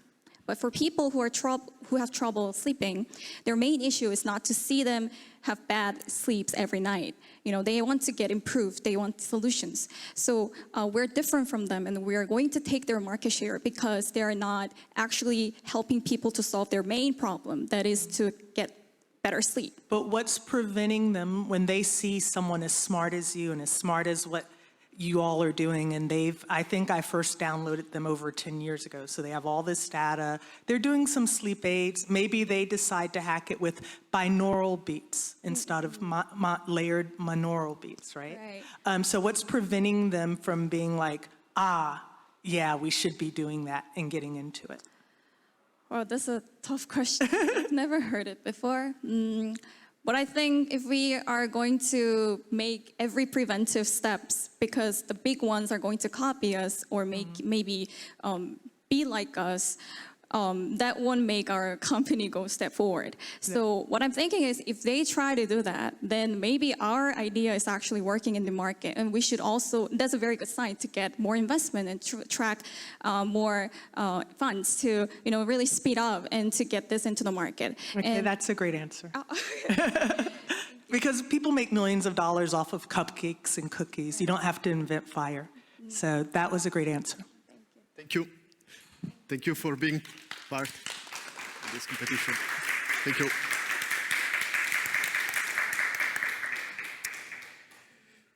So now it's the turn of Kango from Peru. And hello, hi. We can't hear you. Hello? Now. Okay, now yes, awesome. So Okay, you can... I'm to share my presentation.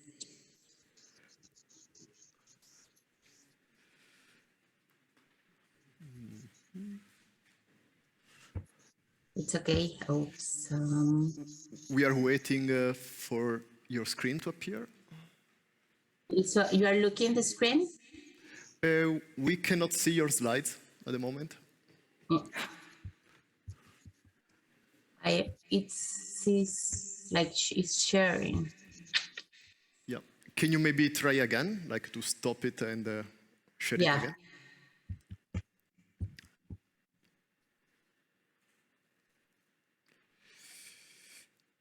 Okay, now we can see that. Oh. You can see. Oops.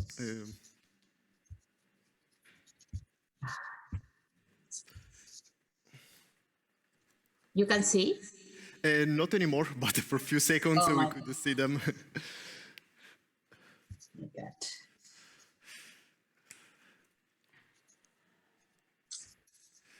Just a moment, please.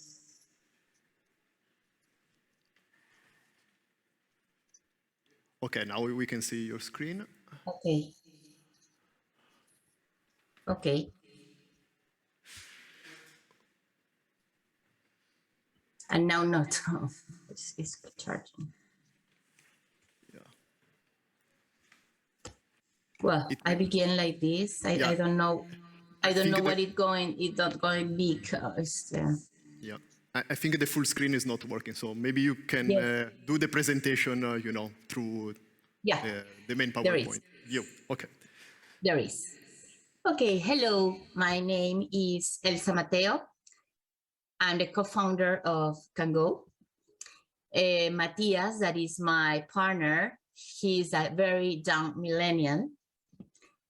We are a team of more than 20 years of experience in the tourist industry and with the knowledge in technology and marketing social media. No, we both are passionate about travel and tourism. We want to present you Kango.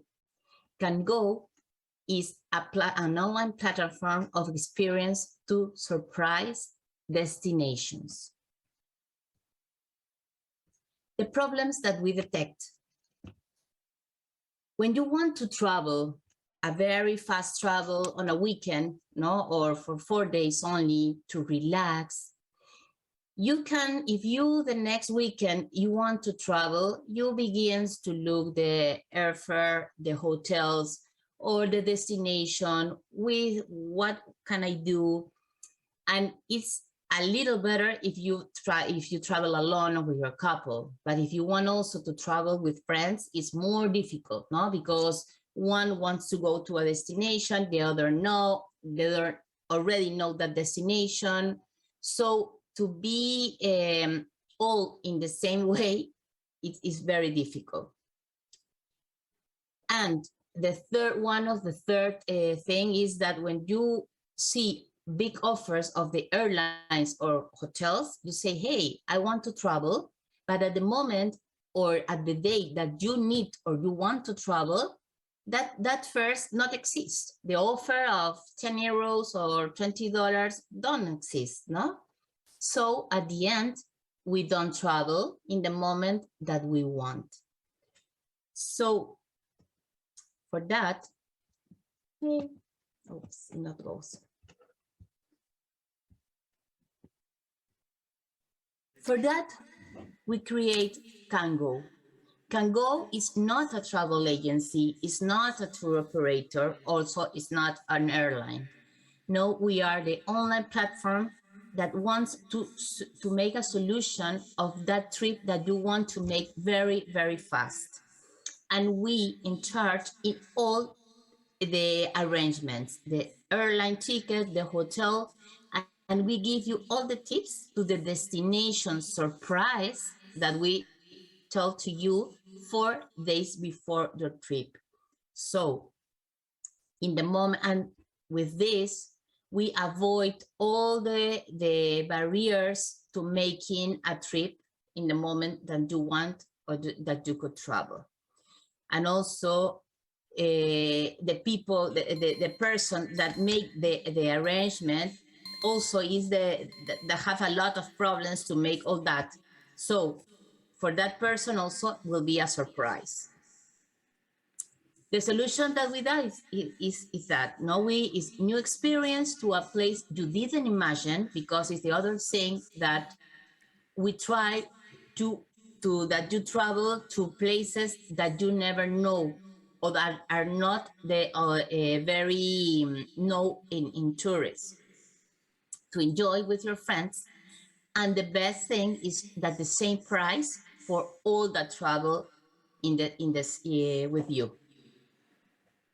It's very easy. Our platform, you only have to choose the destination where you want to start your adventure. The second, if you travel alone or with your friends, you put the number of friends, you choose the dates. We have a calendar to put your dates, and then you put enter, you pay with your credit card, and that's begin your adventure. So it's 4 simple steps. Thank you so much. The time is over. Sorry to interrupt you. Oh, sorry. It's okay.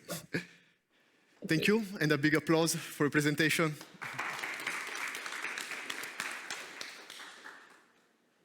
Do we have a question from the jury? Yeah. Oh. I know of a company called Journey. They just raised $1.5 million in investment, and they're doing sort of similar things to what you're doing. Where would your USP, your unique selling point be as a platform? What can you offer that others can't? Sorry, I don't listen. What can I offer for what? What is your unique selling point? So why should consumers choose you over competition? Okay. Because we have a flat fare. Okay, you go to our platform and you have a fare very clear of the low season, medium season, and high season. So you pay and you forget that going if it's go up or down or nothing. You have a flat fare for the trip. Yeah, unfortunately, I didn't find the site. It's probably because the presentation wasn't on the screen. Do you have the product? Sorry, it's Can Go Now, www.cangonow.com. Can Go Now, okay. Yeah, I will check it. But what is like? Do you provide the service for the customers all over the world, or do you pick up some sort of destinations from and to? No, now we are only in Peru. Okay. About the pandemic, we stopped because it's supposed that this year we are in all South America, and in the third year Latin America. No, is our the third in 3 years goal, and then in the world. But now this year we are focusing Peru and we are growing here. Any other question? Yeah, do you have?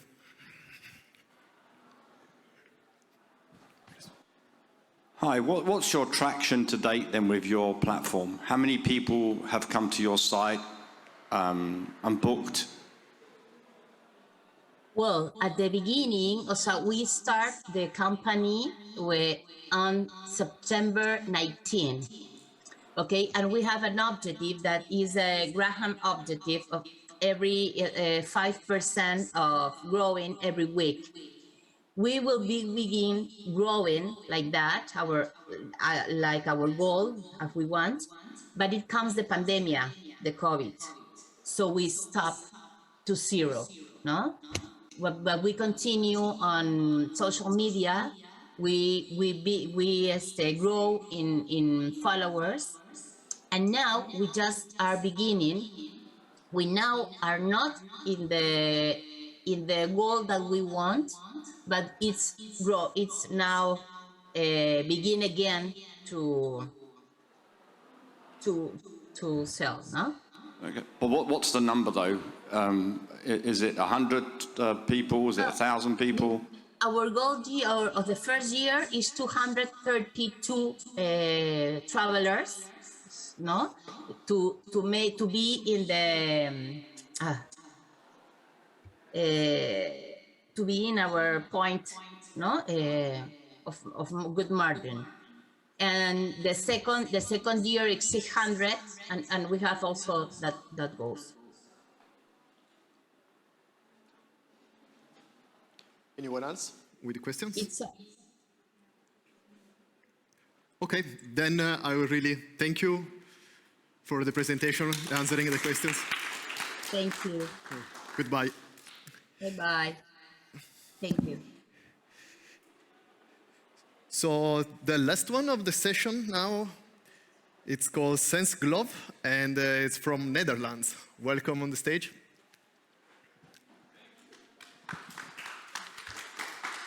Thank you. Let's see how this is going to work. Okay. There we go. Okay, thank you everybody for being here. My name is Brian Zayer. I'm the creative director at SenseGlove, and today I will present you the SenseGlove Nova. Before I do that, I would like to start with something we all have in common, which is our sense of touch, which is a very important tool for our learning process. We use it to explore the world around us, to distinguish pain from pleasure, and yeah, it's an essential tool for learning new physical skills. So you would say in professional training, this is something that people picked up on and used to make their training more efficient. But what we see, that's not the case.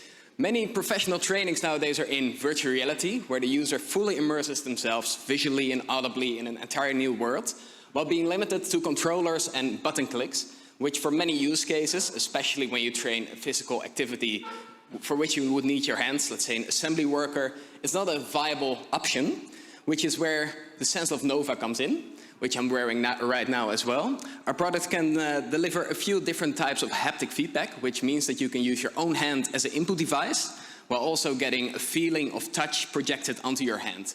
With our product, you can feel the size, the density, shape of physical objects. We can deliver vibrotactile feedback to simulate textures, button presses, and this all within a product that is wireless, easy to use, with accurate motion tracking technology inside. With this technology, we sell to business. Enterprises can save millions per year by saving money on physical assets for training employees. Pretty much every training scenario, which in real life would be very costly, dangerous, or it could cause a lot of damage to equipment, you would like to do preferably in a virtual controlled environment. One of our keys to the success is the scalability of our company and technology, which you can also see in our sales channels. You can imagine that the trainings we're trying to use this for are very niche focused in different industries all over the world, which is very tough for a startup to target. So we are targeting specifically channels like virtual reality studios, which are a very important point for businesses already to implement VR trainings into their company. So we hook onto that to make sure that our product puts the value in the right places, while also selling more gloves than we could ever do ourselves as a startup.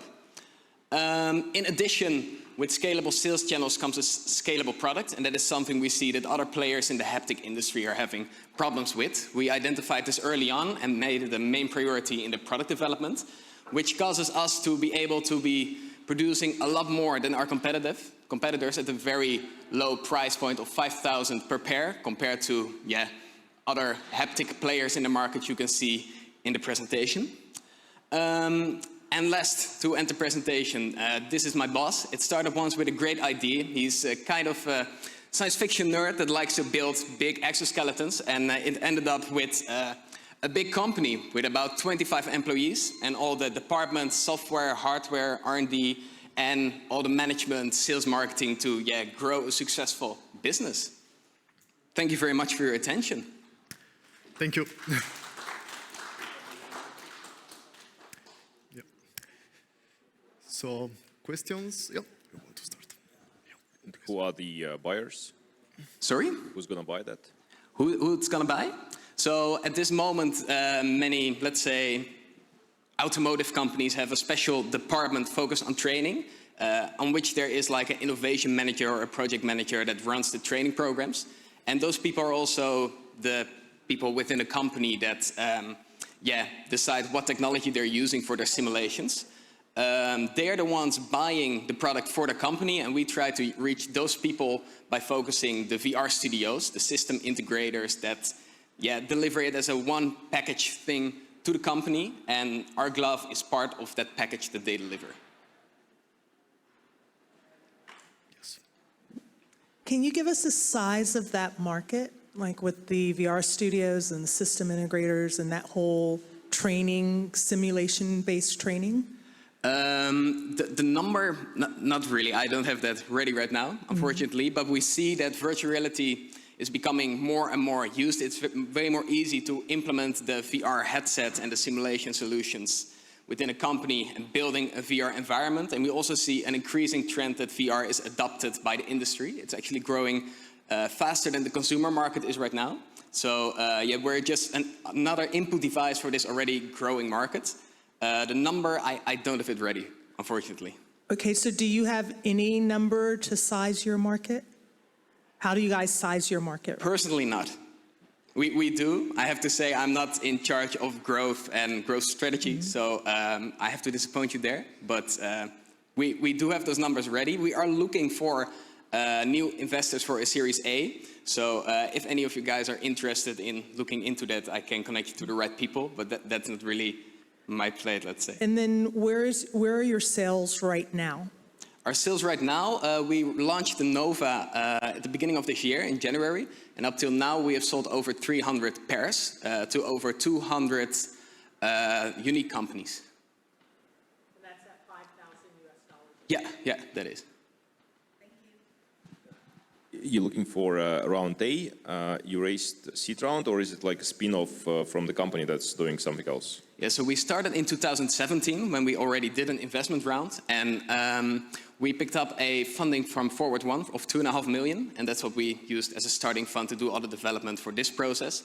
And now we're looking for additional funding for scaling the company, scaling production, and to better defend our R&D. We're doing a lot of development, pioneering. We run into problems that no other input/output devices are running into. And we think that XR, not only for virtual reality training, is going to be a big thing, but also later think about metaverse scenarios where spatial computing will be way more important. So we see the R&D not only as a way to protect our glove, but also to be an important player later on in the face of this technology. Hi. So, I mean, this space is growing, as you know. So what is it that makes you guys stand out with your technology? What have you got patented or protected in a way that other gloves can't do? Yeah, so from a practical point of view, at this point is mostly the scalability. So the way that we developed our tech, the way we can produce it, we can offer it for better rates than our competitors can do. And from an R&D point of view, think about actuators that we've made, or the specific location, or the way we get the feedback to the hand. So varying from actuators to implementation, and also the way the product looks from a strategic point of view, to implement those haptics into the product. Those are all things that we're defending right now within our patents. Oh, sorry, I'm not allowed to give the mic around here. Yeah, I mean, yes, of course. Go for it. Hi, I'm from the audience. So, but I'm just very curious, can you give some examples in practice in which industries this glove would be used and what kind of trainings? Maybe you have some user journeys, or it would be curious. Yeah, yeah. So one of our biggest markets is the automotive industry, and it's because that market is already very developed when it comes to VR training. So clients of ours are Honda, Scania, Volkswagen, Airbus, and they use our gloves already to train their assembly line personnel. But you can also think about defenses of the Netherlands. They always used to have a physical mock-up to build certain satellites in the field. Now they're doing that completely in VR with our gloves. So it's really, you can think about offshore applications where they close a facility which could cost millions to train people, where they can do the whole thing virtually now. So it's really any use case for training for which you would need your hands and is either costly or involves high risk for doing it in the real, you can do it virtually and gain a lot by that. Just a question from my part. Have you looked at a subscription model instead of selling per product? Is there an opportunity here for subscription? Because I can imagine that Volkswagen, they know very little about the technology that goes into this, so they might be willing to pay for it. No, I don't think we've looked into that yet. For us, it was the most important thing to get the hardware developed as our KPI, to get it out there and see if people are willing to adopt it. And for now, that is also formulated in sales, so that's what we're focusing on right now.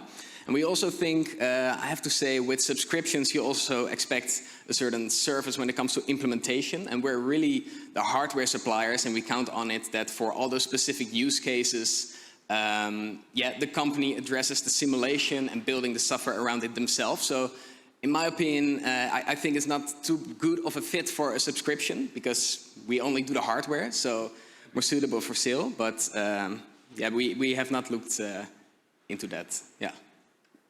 How much does it cost? To produce right now? For now, and we're producing it still at small scale. When you look at production, it costs us $700. Yeah. Perfect. Thank you so much for being here. You're welcome. So the pitching session is over, and now soon, Rasmus will start moderating the artificial intelligence for cultural and creative industries. Is there going to be a little break or not?